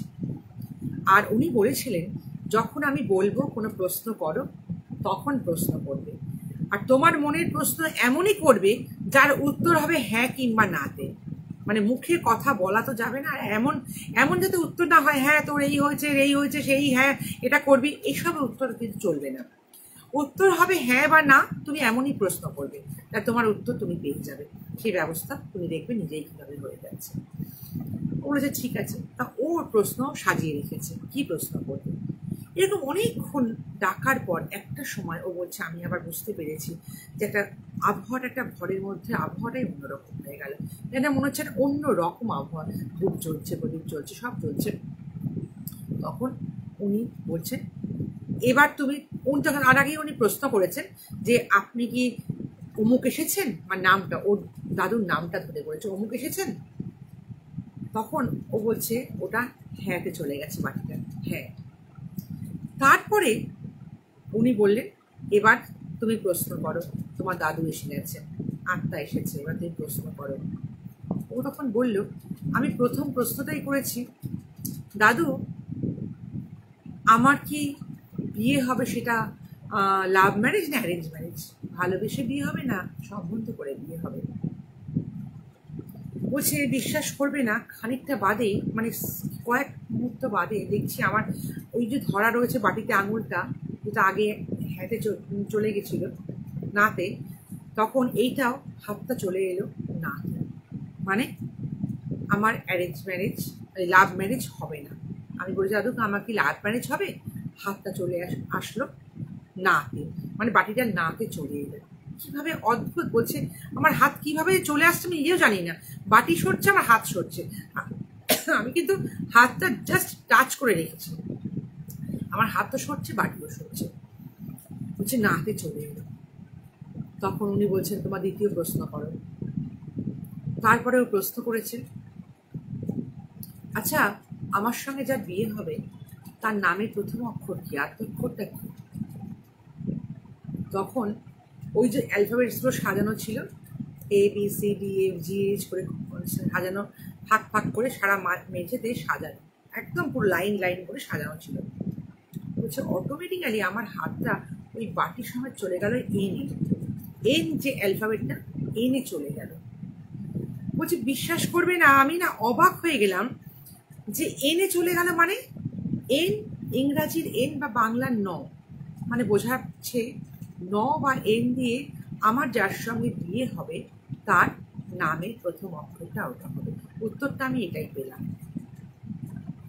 বলছে এই কাজগুলো করতে করতে আমার না কিরকম একটা যেন শরীরে একটা মনে হলো যে আমার ভাল লাগছিল না, আমি আর পারছিলাম না, আমারও মনে হচ্ছে কি দাদুকে বোধহয় কষ্ট দিচ্ছি, তারও বোধহয় আত্মাটা কষ্ট হচ্ছে, একটা সাফোকেশন লাগছে। ও তখন বলল, তখন উনি বললেন তোমার আর কিছু প্রশ্ন আছে? ওর সঙ্গে সঙ্গে বলছে না আমার কোনো আর প্রশ্ন নেই, আমার আর কোনো প্রশ্ন নেই। মানে ও ঘাবড়েও গেছে, আর মানে এটা কেউ অদ্ভুত একটা প্ল্যানচেট করা তো মানে মুখের কথা নয়, আমি শুনেছি অনেকের কাছে, কিন্তু আমি জানতাম না যে প্ল্যানচেট একটা একদম টাফ ব্যাপার, মানে ভীষণ টাফ। মানে প্ল্যানচেট যে কোনো মানুষ করতেই পারে না, মানে হাজারে একজন বা লাখে একজন প্ল্যানচেট করতে পারে কিনা সন্দেহ আছে, মানে করতে চায় কিনা সন্দেহ আছে, বা কোটিতে একজন করতে চায় কিনা সন্দেহ আছে। এরকম একটা পরিস্থিতিতেও তখন না ঘাবড়ে গিয়ে বলেছে না না আমার আর কিছু চাই না, আমার কোনো প্রশ্ন নেই। বলার পরে সঙ্গে সঙ্গে ভদ্রলোক বললেন আপনাকে আমি মুক্তি দিলাম, বলে ওনার যা করণীয় উনি সেটা করে খানিক বাদে বলেন এবার তোমরা তাকে ছেড়ে দাও, আর তার চিন্তা করো না, তার চিন্তা ওনাকে মুক্ত করো, তোমরা অন্য কথা ভাবো, আর মানে দাদুর কথা চিন্তাই করবে না। বলার পর খানিক বাদে সমস্ত দরজা জানলা খুলে দিয়ে আলো টালো সমস্ত জায়গায় দরজা জানলা খুলে দিয়ে খানিকটা বাদে মনে হলো আস্তে আস্তে যেন সাবমিশনটা কেটে গেল। ও বলল তার প্রায় বোধহয় বছর 2 বাদে ওর বিয়ে হয়েছিল। যখন বললাম আমি না 1.5 বাদে ওর বিয়ে হয়েছে, বছর 1.5 বাদে, এটা আমি বলছিলাম। এখন তোর সন্তান বেশ 10 বছর বয়স। বলছে আমার স্বামীর নামটা অদ্ভুতভাবে মিলে গেল, ন দিয়ে নাম, খুব সুন্দর নাম একটা, মানে ভীষণ সুন্দর নাম, মানে আমি নামটা শুনিনি, একটা আনকমন নাম, নামটা আমি এখন বলছি না। Koheli watching, thank you Koheli, তুমি দেখছো। আচ্ছা যার ঘটনা বলছি তুমি নিশ্চয়ই জানো, কার ঘটনাটা আমি বলছি তুমিও নিশ্চয়ই তাকে চেনো। যাই হোক, তখন আমাকে বলছে যে এই যে নামটা ন দিয়ে নামটা সত্যি ওর হাজবেন্ডে 2 বছর বাদে যে বিয়ে হলো, 1.5-2 বছর বাদে, ও তো আর দেখে দেখে ওই নাম দেখে সম্বন্ধ বাড়ি থেকে হয়নি, কিন্তু কিভাবে একটা কাকতালীয়ভাবে যেভাবেই হোক বা যেভাবেই হোক না কেন মিলে গেল, ওই নামটাও কিন্তু এন দিয়ে এবং ন দিয়ে, ইংরাজি এন বাংলার ন দিয়ে তৈরি, ভীষণ মিষ্টি সুন্দর একটা নাম, মানে অদ্ভুত একটা আনকমন নাম ওর হাজবেন্ডের, যে নামটা আমি শুনিনি, খুব কম, মানে আছে অবশ্যই আছে কিন্তু আমি শুনিনি, নামটা খুব আনকমন, খুব সুন্দর নামটা। ও বলছে বলো কি করে এটা হলো। আমার যখন বিয়ে হলো বা সম্বন্ধ হলো, নামটা যখন মানে বিয়ে ফাইনাল হলো, নামটা দেখে আমি চিন্তা করলাম, সবার আগে দাদুর কথা মনে পড়লো। তাহলে কি প্ল্যানচেটে লোকে বলে কি সঠিক বা ভুল, তাহলে কি প্ল্যানচেটটা সত্যি জিনিস, আত্মাটা সত্যি আসে? তাহলে কি করে এটা হলো? আমার বিয়ের যে মানে লাভ ম্যারেজ হবে না সেটাও যেমন সত্যি, সম্বন্ধ করে বিয়েটা হলো, তেমনি নামটাও মিলে গেল। এই বলার পর আমার প্ল্যানচেটের প্রতি যে একটা কিভাবে যে একটা বিশ্বাস এলো, বা এই আত্মাকে ডাকার প্রতি একটা বিশ্বাস এলো, এটা ভাবা যায় না। তা আমি ওকে এখন বললাম, সেদিন আমি বলেছিলাম দেখো, তো ওর এখন আমি বললাম একটু আগে যে ওর আরও কিছু সমস্যা চলছে, কিছু সমস্যা এই ধরনের অদ্ভুত অদ্ভুত কিছু অ্যাক্টিভিটিস ওর জীবনে ঘটছে। তা আমি তখন বললাম তুমি তাহলে এখন একবার প্ল্যান চেক করতে পারো না, সেই আমি জানার জন্য যে কেন এগুলো হচ্ছে, কেন হচ্ছে কি বলবো আমি ঘটনাটা, এটা আর একটা এপিসোড না করলে এটা হবে না, এটা অন্য একটা এপিসোড করতে হবে আমাকে ওর বাকি ঘটনা বলতে গেলে। আর না এটা কি হয় না? কখনো বললো না, প্রথমত হচ্ছে ওই যে ভদ্রলোক করতেন তিনি এখন অসুস্থ। আমি আগেই বলেছি, আমি শুনেছি অনেকের কাছে যারা করেন তারা কিন্তু বেশি দিন এগুলো করতে পারেন, তাদের শরীরের প্রতি একটা খুব চাপ পড়ে, তাদের কিন্তু নার্ভে একটা চাপ পড়ে, তারা কিন্তু সুস্থ থাকেন না বেশি দিন। এই ঘটনাটাও কিন্তু মিলে গেল, বেশ খুবই নাকি অসুস্থ এই ভদ্রলোক, এখন এই প্ল্যানচেট একদম করেন না। 1 নম্বর। আর 2 নম্বর বলছে দেখো আমারও তো এখন আস্তে আস্তে বয়সটা বেড়েছে, আমার সেই মনের জোরটা এখন আর নেই যে আমি প্ল্যানচেটে বসতে পারবো, তাই জন্য আমি আর চাই না আর কোনো আত্মাকে ডেকে নিয়ে এটা করতে। এইভাবে এখন যে সমস্যাগুলো সেগুলো অন্যভাবে ওভারকাম করতে হবে আর কি। যাই হোক, এই প্ল্যানচেটের ঘটনাটা আমার এতটাই অদ্ভুত লেগেছিল যে আমি মানে কি বলবো, যে আমি পুরো স্টান্ট হয়ে গিয়ে শুনেছি ঘটনাটা, যে এগুলো এরমভাবে ঘটনা সত্যি মিলে যায় বা এরমভাবে আত্মা আসতে পারে, জানি না। বিশ্বাস অবিশ্বাস আমি বারবার বলি, পুরোটাই হচ্ছে কিন্তু যার যার নিজের উপর এটা নির্ভর করে। কিন্তু যার জীবনে ঘটনাটা ঘটেছে, যে ঘটনাটার প্রত্যক্ষদর্শী সে আমাকে বলেছে, এরপরে আমি কিন্তু অন্ততপক্ষে এটাকে আর অবিশ্বাসের জায়গায় রাখতে পারিনি, হ্যাঁ মানে বসিয়ে রাখতে পারিনি। কারণ কি, এটা তো সে আমাকে নিজে বলছে, সে প্রত্যক্ষদর্শী, এবং আমার মিলে গেল ঘটনাগুলো, সে যা যা বলেছে। আজও আমাকে বলেছে সেই প্ল্যানচেটে যে জিনিসগুলো, ওই সামগ্রীগুলো আজও কিন্তু ওর কাছে সুন্দরভাবে গুছিয়ে রাখা আছে। ও বলছে আমি কিন্তু সেগুলোকে নষ্ট করিনি, একদম ভীষণভাবে পরিষ্কার করে নিই, যত্ন করে গুছিয়ে রেখেছি আমার জীবনের স্মরণীয় একটা ঘটনার সাক্ষী হিসাবে সেই জিনিসগুলোকে। যাই হোক, আমার এই একটা অদ্ভুত লেগেছিল প্ল্যানচেটের ব্যাপারটা, কেমন লাগলো আপনাদের জানি না। আমি এটা আমার 3য় ঘটনা হয়ে গেল, আমি বললাম, আপনাদের কেমন লাগলো আমাকে জানাবেন। খুব ভালো লাগলো বলছেন, হ্যাঁ সত্যি খুব ভালো তো লেগেছিল আমার বলেই আমি আপনাদের বললাম। আচ্ছা, আজকে আমাকে বেশ কয়েকজন বলেছেন, নোটিফিকেশান আমি যখন দেখলাম, আপনারাও দেখতে হবে, যে আজকে তো 1.5 ঘন্টার এপিসোড চাই, আজকে 1 ঘন্টা হলে শুনবো না। যাই হোক, এখন তো মোটামুটি তো 1 ঘন্টা তো হয়ে গেছে, হ্যাঁ 11টাই বাজে, হ্যাঁ 11টা বাজে, মোটামুটি তো 1 ঘন্টা হয়েছে। ঠিক আছে, আমি আরেকটা ঘটনা বলবো যেটা আমি বলেছিলাম আজকে, আমি টোটালটাই কমপ্লিট করি তবে আজকে আমি যাবো। এটা হচ্ছে নোটিফিকেশন দিয়েছিলাম যক্ষিণীর ঘটনা বলবো, মানে যক্ষ বা যক্ষিণী যাকে বলে, তার একটা ঘটনা আজকে আমি বলবো। খুব বড় ঘটনাটা নয়, কিন্তু ঘটনাটা না বললে আপনাদের কথা দিয়েছি যখন, সেটা আমি বলবো। এবং সব শ্রেয়া আজকে দেখছে, বা দারুণ দারুণ শ্রেয়া বলেছে আমাকে, বা থ্যাংক ইউ শ্রেয়া, তুমি আজকে দেখছো, খুব ভালো লাগলো। আচ্ছা, এবার যেটা বললাম যে প্ল্যানচেটের ঘটনা তো বললাম যে এত এত সুন্দর ঘটনাটা। আচ্ছা চন্দ্রিমা, তুমি আছো কি? তুমি তো থাক, এই তো চন্দ্রিমা আছো, বা চন্দ্রিমা খুব সুন্দর বলেছো, তাই তো? আচ্ছা সবাই দেখুন যারা এখানে আছেন, চন্দ্রিমা যে এখন আছে ওর জীবনে কিন্তু এই প্ল্যানচেটটা ঘটেছে, এবং এর আগের যে ঘটনাটা বললাম এই চন্দ্রিমার ঘটনা, চন্দ্রিমা আমাকে বলেছে আমি খুব সুন্দর বলেছি, তার মানে আমি ঠিক ঠিক বলতে পেরেছি। আচ্ছা চন্দ্রিমা, তোমার বাকি ঘটনাগুলো আমি নেক্সট কোনো এপিসোডে অবশ্যই বলবো, কারণ তোমার ঘটনাগুলো সত্যি, তোমার জীবনের ঘটনাগুলো না প্রত্যেকটি পরতে পরতে যেন একটা করে বিষয় লুকিয়ে আছে আমার মনে হয়েছে। যাই হোক, এটা বলছিলাম, আর দেরি করবো না, তাহলে পরবর্তী ঘটনাটা বলতে পারবো না। আচ্ছা, যে দক্ষিণের ঘটনাটা বলছিলাম, এটাও কিন্তু একটা অদ্ভুত, আমি শুনিনি কোনোদিন, এই ফার্স্ট আমি এই ধরনের কাহিনী শুনেছি, যার জন্য আমি ঘটনাটা বলবো এখন। সেটা হলো, এটা কিন্তু এতক্ষণ যে ঘটনাগুলো বললাম একদম কারেন্ট যে ঘটনা, মানে এখনকার দিনের ঘটনা, আজকের দিনের ঘটনা বললাম, তেমনি এই ঘটনাটা কিন্তু বেশ অনেক বছর পুরনো ঘটনা। যিনি আমাকে বলেছেন ঘটনাটা, তার দাদুর এক মানে রিলেটিভ কেউ, তার ঘটনা, এবং এটা কি পুরো বাংলার মানে বাংলাদেশের এক ঘটনা, বরিশালের ঘটনা। সেখানে একটা সেই তৎকালীন সময় আর কি, তখন তো বাংলাদেশের মুসলিম এবং হিন্দু সব মানে উভয় মানে সম্প্রদায়ের লোক তো থাকতে, কিন্তু ওই বরিশালের পার্টিকুলার ওই একটা জায়গা আমাকে উনি বলেছেন, নামটা ওইভাবে বলছি না, তাহলে এখন বরিশালে এখন সেই জায়গা জানি না সেখানে কি আছে না আছে, যাই হোক আমিও যেহেতু বরিশাল সম্পর্কে আমারও কোনো আইডিয়া নেই, আমি জানিও না। তা সেই জায়গাটায় পার্টিকুলার নাকি হিন্দুদের বাসটা তখনই বেশি ছিল, আজ থেকে প্রায় 70-80 বছর আগের কথা আমি বলছি, যিনি আমাকে বলেছেন সেই সময়কার ঘটনা। সেখানে একটা জমিদার মানে হিন্দু একটা বড় বাস ছিল, সেখানে একটা ফ্যামিলি ছিল হচ্ছে জমিদার ফ্যামিলি।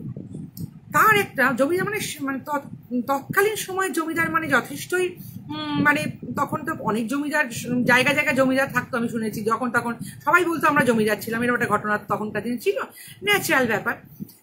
সেইখানে ওই জমিদারি যেখানে যার কথা বলছি, তাদের এত ধন সম্পত্তি ওই ভদ্রলোক করেছিলেন যে তার সম্পত্তি, তখনকার দিনে তো ব্যাংক লকার এত ছিল না, আমরা জানতাম তাদের সম্পত্তিগুলো কি করতো, মাটির তলায় পুঁতে পুঁতে সব রেখে সেফ রাখার চেষ্টা করতো।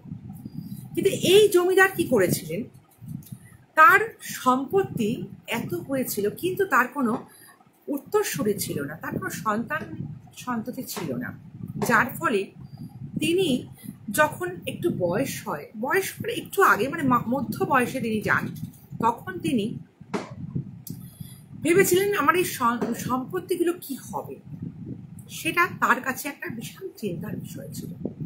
যাই হোক, এই অবধি বলে আমি আর বাকিটা পরে বলবো।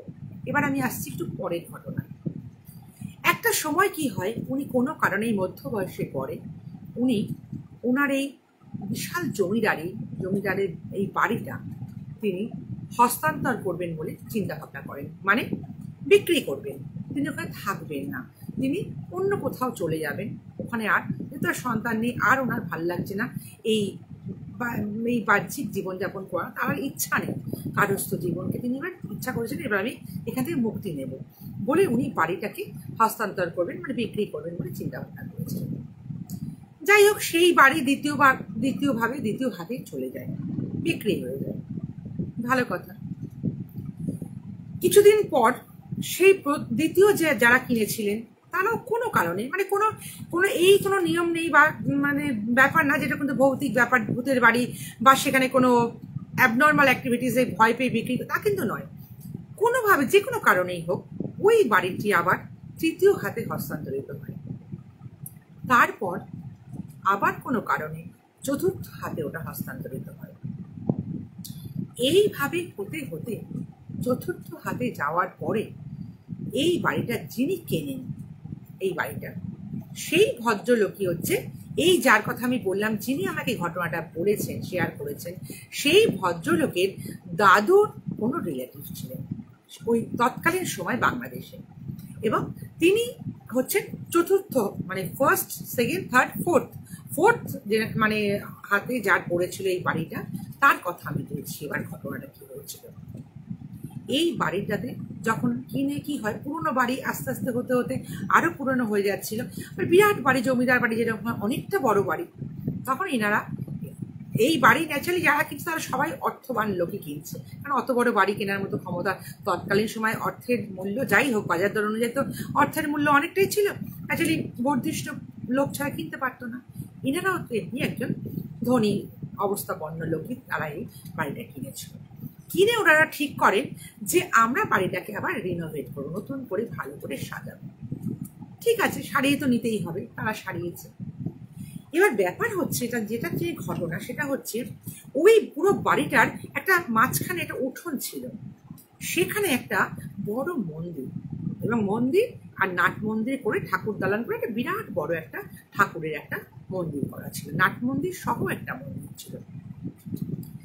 যে মন্দিরটাতে এক মানে শাক্ত দেবী আমাকে বলেছেন, মানে কালী হতে পারে বা মানে কালী দুর্গা চণ্ডীর কোনো রূপ, এরকম কোনো শাক্ত দেবী উনি বলেছেন, একটা ঠিক প্রপার নাম কালী বা আদামা বাদা বা দুর্গা এরকম কোনো না, কিন্তু উনি আমাকে বলেছেন একটা কোনো মানে শাক্ত দেবী ওখানে তার ওই মন্দিরে প্রতিষ্ঠিতা ছিলেন।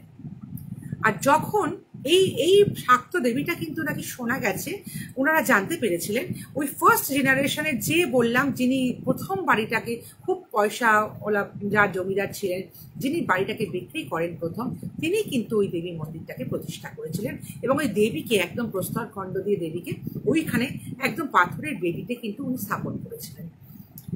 আর তার পরবর্তীকালে নাকি যে যখনই যার কাছেই হস্তান্তর করা হয়েছিল এই বাড়িটাকে বিক্রি করা হয়েছে, যারা কিনেছিলেন, বলা হয়েছিল নাকি পরম্পরায় বলা হয়েছিল যে বাড়ি কিন্তু যাই করো না কেন ওই মন্দির কিন্তু ভাঙতে পারবে না, মন্দির ওইভাবেই রাখতে হবে, মন্দিরকে কোনো কিছু করা চলবে না। বাইরের সারাও টারাও ঠিক আছে, ভেঙে গেলে সারাচ্ছ, রং করছো ঠিক আছে, কিন্তু মন্দিরের ভেতরে মূর্তিকে সরানো যাবে না বা কোনো ভাঙাচোরা করা যাবে না, মাটি ভাঙা যাবে না, কিছু করা যাবে না, ঠিক আছে। বিগত 3টে যে হাত গেছিল তারা কিন্তু কেউ কিছু করেননি, এমনি ওপর ওপর সারানো হয়েছে এবং ওই মূর্তিকেই পুজো করা হয়েছে এবং সেখানে আরও কিছু মূর্তি যার যা নিজস্ব বাড়ির দেবী দেবতা তাদের কিন্তু আনা হয়েছে, এনে সেখানে রাখা হয়েছে, পুজো করা হতো আর কি। কিন্তু এই যে যাদের কথা বললাম 4th জেনারেশন, এরা কিন্তু যখন কিনলো তারা বাড়ির সময় ওরা বললো যে না, মন্দিরটাকেও আমরা একটু সংস্কার করবো। আর তারা একটা কারণ ছিল, সেটা হচ্ছে আগের যারা কিনেছিলেন তারা হচ্ছে শাক্তই ছিলেন, কিন্তু এরা যারা কিনেছিল এরা হচ্ছে বৈষ্ণব সম্প্রদায়ের কোনো মানুষ ছিলেন, তারা ধর্মের অবলম্বী ছিলেন, বৈষ্ণব ধর্মের। ন্যাচারালি কি, যদিও তারা নিজেরা মানতেন যে কালী কৃষ্ণ এক, অর্থাৎ বৈষ্ণব শাক্ত হোক বা বৈষ্ণব ধর্ম যে যাই নিক না কেন আমাদের তাতে কোনো আপত্তি নেই, আমরা ওইখানেই আমরা আমাদের ধর্মের মানে বৈষ্ণব রাধাকৃষ্ণ তারা ওখানে স্থাপন করবে। কিন্তু এই বাড়ির লোকদের একটা ইচ্ছা ছিল যে ওই মন্দিরটাতে এমনভাবেই করা হয়েছে মন্দিরটা, যে মন্দিরের মাঝখানে ওই শাক্ত কোনো দেবীকে বসানো আছে। কিন্তু উনি বলছিলেন, মানে এই 4th জেনারেশনের যারা বাড়ির কর্তা তারা বলেছিলেন এই মন্দিরটাকে পার্টিশন করবো ভেতর থেকে করে, এই যে যা শাক্ত দেবী আছে তাকে তুলে একটা সাইডে বসানো হবে আর আরেকটা সাইডে বসানো হবে হচ্ছে ওনাদের যে দেবীকে ওনারা পুজো করেন মানেন আর কি, বৈষ্ণব যে দেবীকে, রাধাকৃষ্ণ হোক বা গোবিন্দ হোক যাই হোক, তাকে বসানো হবে ডান দিকে বসানো দিয়ে, মাঝখানে একটা পার্টিশন করে ওই মন্দিরকেই রাখা হবে, কিন্তু সুন্দর করে আর দুটো মন্দিরে করা হবে। যাই হোক, এই ভেবে তো ওনারা কি করলেন, মিস্ত্রিকে ডাকাডাকি হলো, তারা আসলো, দেখলো, সব মানে বলে দিল কিভাবে কিভাবে হবে না হবে, পুরো মানে এটা বলে দিল। কিন্তু কথাটা হচ্ছে যখন প্রথম দিন যে মানে মিস্ত্রি এলো, যে যা করে এই বাড়িটারি তৈরি করে, এসে আগে তো ভাঙাভাঙি কাজটা করতে হবে। যারা প্রথমে বাইরের কাজ করা শুরু করলো, বাইরের প্লাস্টার চটিয়ে করে ঠিকঠাক করে একটা মানে পাঁচিল ভাঙা করার কাজগুলো করতে শুরু করলো, সেখানে কিন্তু কিছু হলো না। যেদিন থেকে কাজ শুরু হলো মন্দিরের ভেতরে, এবার কি এমন জায়গায় মূর্তিটা আছে মাঝখানে, সেই মন্দির আগে তো সেই মূর্তিকে সরাতে হবে, দেবী মূর্তিকে, তবে তো সেখান থেকে পার্টিশন করে তবে তো আরেকটা মন্দির তৈরি হবে, সেখানে আরেকটা পুরো সেট আপ তৈরি হবে। সেইটা করতে গিয়ে যখন এই দেবী মায়ের তলায় যে ওই মানে কি বলে ওটাকে, যেটার মধ্যে বসানো হয় আর কি ঠাকুরকে, মানে ওই বেসটা আর কি, সেইটা সিংহাসন মতো করা ছিল, সেই বেদিটা যাকে বলে, বেদিটাকে যেই করতে যাবে মানে সরাতে যাবে, তুলে মাকে তোলা হবে, প্রথম দিনই যিনি করতে গেলেন তার তো মানে একটা বিরাট অ্যাক্সিডেন্ট হলো। ওই সমস্ত মানে ওই যে ছেনিটাকে ছিটে গিয়ে তার নিজের লাগলো, লেগে মানে রক্তাক্তি কাণ্ড, মানে ভীষণভাবে তিনি আহত হলেন। ভালো কথা, সে তো সেদিনকার মতো কাজ বন্ধ হলো। তার 2 দিন বাদে আবার একজন এলো, এসে চেষ্টা করলো আবার সেই বেদিটাকে ভালো করে, হ্যাঁ বেদি ঠিকই বলেছো শ্রেয়া, হ্যাঁ। তারপর দিন সেই বেদিটাকে আবার সরানোর চেষ্টা করা হলো, যে সরিয়ে যাতে কিনা আবার আরেকজন কাজ করতে পারে। ঠিক আছে, অ্যাক্সিডেন্ট একজনের হয়ে গেছে এই ভেবে, আমার সেকেন্ডে তো সেম ওইভাবে মানে যিনি ওপরে কাজ করছিলেন সাইডে, তিনি মানে কোনোভাবে সেই মানে মহিষুদ্ধটাকে তার ঘাড়ে পড়ে, মানে যিনি কাজ করছিলেন দেওয়ালে সে অবধি, সে শুদ্ধ উনি পড়ে, মানে দুজনের মানে প্রচণ্ড পরিমাণে, দুটো মিস্ত্রি প্রচণ্ড পরিমাণে আহত হলো। আবার একদিন ট্রাই করা হলো যে দেখা যাক, একটা হতেই পারে। ওপর থেকে চাঙড় ভেঙে পড়লো। এই যখন 3টে দিন 3টে ঘটনা ঘটলো, তারপরে চতুর্থ দিনে বলছে রাত্রিবেলা যিনি ওই বাড়ির লোক ছিলেন, যিনি গৃহকর্তা, যিনি কিনেছিলেন বাড়িটা, তিনি স্বপ্নে দেখেন একটা ভীষণ সুন্দরী এক দেবী রূপী কোনো নারী, প্রচুর গয়নাগাটি পরা, ওনাকে স্বপ্নে বলছেন, আর যাই করিস ওই বেদিতে কোনো যেন আঘাত না হয়, ওই বেদি থেকে যেন মূর্তি না সরে, ওই ঠাকুর মন্দিরে যেন কোনো আঘাত না হয়, বেদি সরানো না হয়। উনি তো এই স্বপ্নে না পেয়ে সঙ্গে সঙ্গে ঘুম থেকে উঠে উনি তো প্রচণ্ডভাবে ভয় পেয়ে গেছেন। উনি ভাবছেন দেবী মা বোধ হয় ওনাকে বলেছেন যে দেবী মাকে সরানো হচ্ছে বলে এরকম, যে তখন উনি তো মানে স্বপ্নের মধ্যে উনি কেঁদে ফেলেছেন ঘুম থেকে উঠে। উনি বলতে চাইছেন যে মা, আমি তোমাকে তো সরাতে চাইনি, তুমি তো থাকবে। কিন্তু উনি বুঝতে পারেননি যে কে ওনাকে এই স্বপ্নে বললেন। উনি ভেবেছিলেন ওই যে মাতৃমূর্তি ছিল, তিনি বোধহয় ওনাকে স্বপ্নে দিয়েছেন উনি সরবেন না বলে। তারপরে উনি এই ঘটনাটা জানান হচ্ছে তার আগে যার কাছ থেকে কিনেছিলেন তাকে এই ঘটনাটা, যে আমি না এরকম ধরনের স্বপ্ন দেখেছি, এরকম ব্যাপার কি হয়েছে, তা আমি তো মূর্তি সরাতে চাইনি, আমি তো মাকে রাখবো ওখানে রেখে, আমি মন্দিরকে আমি একটু ভালো করে প্রতিষ্ঠা এমন করে করতাম যে যেখানে আমার রাধাকৃষ্ণ বা গোবিন্দ থাকবে এবং পাশে মাও থাকবে, এরকম করে করতে চেয়েছিলাম। তখন উনি বললেন যে দেখো, আমরাও কিন্তু ছিলাম, আমার আগের যার থেকে কিনেছিলাম সেও ছিল, আমি তাদের থেকে যতটুকু জানতে পেরেছি, আমি কিন্তু আমি কোনো হাত দিইনি, বা আমার আগেও কেউ হাত দেয়নি। কারণ কি, আমি জানতে পেরেছিলাম যে যিনি প্রথম, এই যেটা আমি ফার্স্ট শুরু করেছিলাম, যে নিঃসন্তান যে দম্পতিরা যারা এই জমিদার ছিলেন প্রথম করেছিলেন, তাদের যখন দেখলেন যে এত সম্পত্তিগুলো আমি কোথায় রাখবো, এই সম্পত্তি তো 5 ভূতে নষ্ট করে দেবে, তখন উনি এক সাধুর পরামর্শ মতন নাকি একটা মানে দেবী মূর্তি ওখানে তৈরি করেছিলেন। সেই দেবী মূর্তিকে সেই সাধুর মানে মতামত নিয়ে ওই মন্দিরের তলাটা খুঁড়ে সেখানে পুজো করে প্রতিষ্ঠা করে সেখানে ঢুকিয়ে মাটি চাপা দিয়ে তার উপরে বেদি তৈরি, এবং সেই মাটি চাপা দিয়ে যেখানে রেখেছিল গর্ত করে, সেখানে ওনার সমস্ত ধন সম্পত্তি বা যা ওনার মূল মানে সম্পত্তি ছিল, মানে সোনা গয়না, তার মানে যা কিছু ছিল, টাকা মানে মোহর যা যা ছিল, সব উনি ওর মধ্যে ওই মাটির তলায় পুঁতে ওই দেবী প্রতিমাকে পুজো করে ওর মধ্যে প্রতিষ্ঠা করে পাহারা দেওয়ার জন্য মুখ বন্ধ করে তার উপর এই যে দেবী মূর্তি, মাতৃমূর্তি, এই প্রতিষ্ঠা করেছিলেন। এবং ওনার তখন থেকেই বলা ছিল যে কখনো কেউ, যখনই বাড়ি বিক্রি তাকে বলে দিয়েছিলেন কোনোদিন যেন কেউ এই দেবী মূর্তিকে না, এই বেদি ভেঙে দেবী মূর্তিকে না সরায়, এবং এই মন্দিরকে যেন কোনো কিছু না ভাঙাচোরা করা হয়, ওপরে সারানো হোক, পরিষ্কার করা পরিচ্ছন্ন করা হবে, যে যার মূর্তি যে যা পুজো করুন না কেন সেটা ঠাকুর রাখবেন, কিন্তু ওইটাকে ভাঙা চলবে না। এই যখন স্বপ্ন কথাটা উনি জানতে পারেন, তখন ওনার মনে হয় তাহলে আমরা জানি বেশি দিন কোনো সম্পত্তি যদি হাত না পড়ে এক জায়গায় স্থাবর হয়ে থাকে, সেটা যক্ষে পরিণত হয়, মানে যক্ষের ধন হয়ে যায়, অর্থাৎ যক্ষ তাকে পাহারা দেয়, সেই ধন কিন্তু কোনো মানুষে সেটা আর দিতে পারে না বা সেটা ব্যবহার্য থাকে না। ঠিক তেমনি এটাও বহুদিন ধরে, বহু বছর ধরে ওই প্রথম মানে যিনি করেছিলেন সেখান থেকে উনি পুজো করে কোনো যক্ষকে ওর মধ্যে প্রতিষ্ঠা করে পাহারাদার হিসেবে রেখে দিয়েছিলেন, তার উপরেই এই দেবী মূর্তিকে প্রতিষ্ঠা করেছিলেন।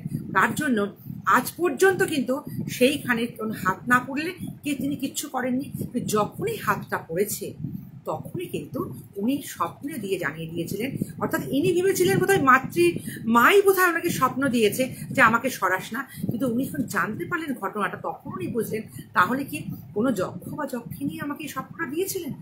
তখন এই ঘটনাটা শুনে উনি তো মানে যখন জানতে পারেন, উনি তো আর এটা করলেনই না, উল্টে যেটুকু ওনার ছিল ভাঙা মানে করা হয়েছিল সেটাকে বাইরে থেকে আবার সারিয়ে নিয়ে তিনি নাকি নতুন করে এই মাকে যেভাবে প্রতিষ্ঠা করা যায় আবার নতুন করে, ওনারা কিন্তু মানে এই বৈষ্ণব ছিলেন, ওনারা কিন্তু এই মাকে এমনভাবে আবার পুজো করলেন, পরবর্তীকালে নাকি ওনার বৈষ্ণব ধর্ম, আমি শুনেছি যেটা বলেছেন আমাকে, যে বৈষ্ণব ধর্ম থেকে ওনারা পুরোপুরি এই শাক্ত ধর্মে আবার তারা চলে এসেছিলেন। কারণ এতভাবে ওনাদের মধ্যে একটা মানে বৈষ্ণব, ওনাদের যে ঠাকুর রাধা কৃষ্ণ তাকে মানতেনি, কিন্তু তারা কিন্তু এই মানে মাতৃ পূজাতে তারা ভীষণভাবে আবার নাকি মনোনিবেশ করেছিলেন ওই ঘটনাটা ঘটার পর থেকে।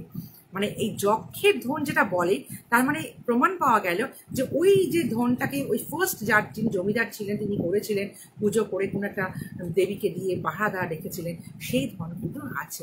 এবার জানি না তিনি বলেছিলেন যে যখনকার ঘটনাটায় উনি বলেছিলেন, দাদু বলেছিলেন, তখনও পর্যন্ত কিন্তু ওই বাড়িটাতে সবাই জানতো যক্ষ আছে। এবং পরবর্তীকালে নাকি মানে আমরা বলে মানে লোকে বলে যমরাজ বা যক্ষ, এগুলো কিন্তু কোনো পুজো হয় না, এগুলো কিন্তু মানে একটা অন্য ধরনের একটা মানে মানে একটা দেবতা হিসাবে এগুলোকে মানা হয়, এগুলো কিন্তু পুজো করা হয় না, মানে মানে আমরা বাস্তব জীবনে পুজো করি না। কিন্তু ওনারা বলছেন যবে থেকে ওরা হয়েছিল সবাই নাকি বলে ওই বাড়িতে যেহেতু যক্ষ আছে, মানে যক্ষের ধন, ওই মন্দিরে নাকি লোকে একবার করে এসে নাকি যক্ষ নামে একটা নমস্কার করে যেত। আর ওখানকার ওই বরিশালের ওই অঞ্চলের লোকেরা নাকি যখন আসতো তারা নাকি যক্ষের নামে একটা নমস্কার করে যেত। এবং ওই বাড়িতে কোনোদিন কোনো চুরি ডাকাতি হতো না, কোনোদিন ওই অঞ্চলে নাকি কেউ বলতো ভয়ে কেউ চুরি ডাকাতি করতো না কারোর বাড়িতে, এরকম নাকি হয়ে গেছে। সে কি হিন্দু কি মুসলমান, এবং সবাই মানে হিন্দু মুসলমান ধর্ম নির্বিশেষে সবাই নাকি ওই বাড়িতে ওই মন্দিরে এসে যে যার মতো নমস্কার করে যেত, পুজো করে যেত, পুজো দিয়ে যেত। তৎকালীন সময় নাকি এটা ছিল।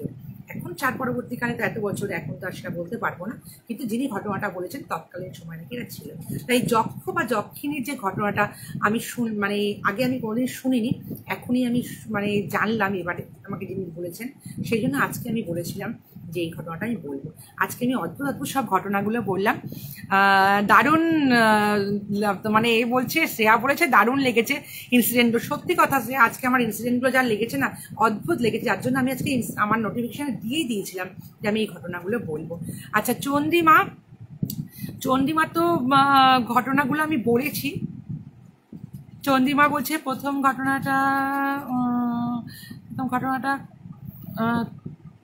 কি বলছে, চন্দ্রিমা বলছে প্রথম ঘটনাটায় কথার ভেতর কি খুলে কি বলছে বুঝতে পারছি না, অর্ধেক ঝুলছিল।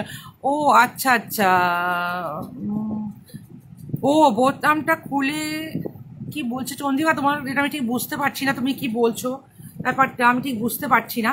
তুমি একটু তুমি তোমাকে বলেছো তোমার ওটাতে বাংলা আসে না, টাইপটা না একটু অসুবিধা হয় তোমার লিখতে, তুমি আমাকে বলেছিলে। ঠিক আছে, আমি ব্যাপারটা নিয়ে নেবো, তুমি কি বললে ব্যাপারটা। আমার ঘটনাগুলো আজকে এমন লেগেছে অদ্ভুত, মানে বিশ্বাস করবে না, মানে শুনে আমার নিজেরই কিরকম একটা লেগেছিল যে এ ধরনের ঘটনা যে এখনো ঘটে বাস্তব জীবন, সেটা তো আমি চন্দ্রিমার কাছ থেকে জানতে পারলাম। যাই হোক, আর দ্বিতীয় কথা হচ্ছে এই যক্ষিণী ঘটনাটা কিন্তু আমি কোনোদিন শুনিনি এরকম ঘটনা হয়। চন্দ্রিমা বলছে খাটের, ও আচ্ছা আচ্ছা খাটের বাটনটা, হ্যাঁ হ্যাঁ তুমি ঠিক বলেছো, এইটা আমি বলতে ভুলে গেছি, যেটা আমি একটু সরি বলছি। সেকেন্ড ঘটনা যেটা বলেছিলাম, চন্দ্রিমা বলেছিল ওর সন্তানটা যে নিচে যে যখন শুয়ে দিয়েছিল, হ্যাঁ ঠিক একদম ঠিক বলেছ, ওর সন্তান যখন ও দেখলো এসে ওই 1.5 মাসের বাচ্চাটা মাটিতে ওই যে কার্পেটটার উপর শুয়ে আছে, ওই পালঙ্কের নিচের কার্পেটটার উপরে নরম জায়গায় চুপচাপ ঘুমিয়ে, যেরকম খাটে ছিল তেমন শুয়ে আছে। আর ওই খাটের যে মানে পালঙ্ক, তো ওর বাড়িতে ওই যে বাটনগুলো যে দেয়া থাকে না এরকম, মানে ওই ছত্রি যেগুলোকে বলা হয়, ব্যাটনের একটা দিক পুরো খুলে না পড়ে আছে, মানে ওর পাশে পড়ে আছে বাচ্চাটার পাশে। মানে তাতেই ও বলছে, চন্দ্রিমা আমাকে বলেছিল যে ও বুঝতে পেরেছে কেউ একটা হয়তো ওর বাবাই হবে বা যেই হল, বাবাই ও সন্দেহ করছে, বুঝিয়ে দিয়েছিলেন যে অস্তিত্ব, যে উনি এসেছিলেন, উনি এসে ওটাকে, কেন অত শক্তপোক্ত একটা কাঠের ওই যে ব্যাটনটা কিছুতেই পড়তে পারে না, ওটা কি করে ওখানে খুলে ওর পাশে পড়ে রইল। আর ওর বাচ্চাকে তো একদম ধরে কেউ তুলে মাটিতে শুয়ে দিয়েছে ওখানে, এটা কি করে হলো, এটা তো হতে পারে না। ও আমাকে ওই ঘটনা, হ্যাঁ এটা আমি সরি চন্দ্রিমা, ওটা আমি বলতে ভুলে গেছিলাম, ঠিক বলেছো একদম, আমি ওই জন্য বললাম তুমি আমাকে একটু মনে করিয়ে দিও ঘটনাগুলো। যাই হোক, মানে সত্যি বলছি যে আমার শুনে না গায়ে কাঁটা দিচ্ছিল যখন ওই ঘটনাগুলো বলেছে। এবং সব থেকে বড় ঘটনা হলো চন্দ্রিমার এই ঘটনাটা আমি শুনেছি তখন রাত 1টা পর্যন্ত, সেই দিনকে রাত্রি 1টা পর্যন্ত আমি শুনেছি। ও আমাকে এই গ্রুপে, চন্দ্রিমা আমার আগে থেকে আছে এই সত্যি ভূতের গল্পে এবং ভীষণ ভালোবাসে ওই গ্রুপটাকে, কিন্তু আমি বলি পর থেকে যখন ও জানতে পারলো তখন ও আমাকে বলার জন্য ভীষণ ব্যস্ত হয়েছিল। আর এমনই ঘটনা, ওর সঙ্গে আমার যখন দেখা হলো বলার জন্য, ও তখন রাত্রি 1:30 অবধি আমি ঘটনাটা, ও আমাকে রাত 1:30 বাজে তখন, এবং একটা বিভৎস ভয়ের জায়গাতে আমি ঘটনাটা শুনেছি। সেখানে সকলে বলে ভয়ে মানে ভূত নাকি ঘোরাফেরা করে সেখানে। যদিও ও 2:30 অবধি সেখানে দেখবে বলে বসেও ছিল যে দেখা যায় কিনা। আমি ওকে বললাম ছেড়ে দাও, 1:30 বাজে, যাও তুমি এবার তোমার ঘরে চলে যাও, আমরা এবার সবাই আমরা যে যার ঘরে শুয়ে পড়ি। আমরা রিসেন্ট গেছিলাম, কিন্তু জায়গার নামটা এই মুহূর্তে বলছি না, কারণ এত বড় একটা রিনাউন্ড জায়গার নাম এভাবে বলা যায় না, বলাটা ঠিক নয়। লোকে বলবে এগুলো বলছে, কারণ এখানে মানে ভীষণ কস্টলি জায়গায় লোকে যায় এগুলো বেড়াতে। আমরাও গেছিলাম রিসেন্ট, জাস্ট এই 4-5 দিন হয়েছে, লাস্ট সানডেতে এই ঘটনাটা আমাদের 1.5 ঘন্টা তো, 1:30 পৌনে 2 পর্যন্ত আমি এই ঘটনাগুলো শুনেছি। অর্থাৎ যাই হোক, আমি আজকে তাহলে এখানেই শেষ করছি। অনেকক্ষণ হয়ে গেল, আমাকে আজকে অনেকে বলেছে 1.5 ঘন্টা শুনতে চাই। আমি 11:22 বাজে, প্রায় 1.5 ঘন্টায় কিন্তু আমি এই ঘটনা আজকে বললাম। বড় বড় ঘটনা বলেছি, 4খানা ঘটনা বলেছি ঠাকুরের ঘটনা ছাড়া। যাই হোক, ঠিক আছে, শুভরাত্রি। আমি নেক্সট দিন সবার কেমন লাগলো আর জানাবে। শ্রেয়া তো বলেছে খুব ভালো লেগেছে, আর সবার কেমন লেগেছে জানাবেন। আর নেক্সট দিন আমি যখন আসবো, আবার আশা করি এরকমই আমি আরও যত ঘটনা পাবো তার ঘটনায় পাপিয়া ম্যাডাম আপনার ঘটনা আমি নেক্সট দিন অবশ্যই বলবো। আর চন্দ্রিমার ঘটনা তো আরও আছে, আমি ঘটনা জানাবো। ঠিক আছে, আজ তাহলে এইটুকুই। শুভরাত্রি, সবাই ভালো থাকবেন, সুস্থ থাকবেন।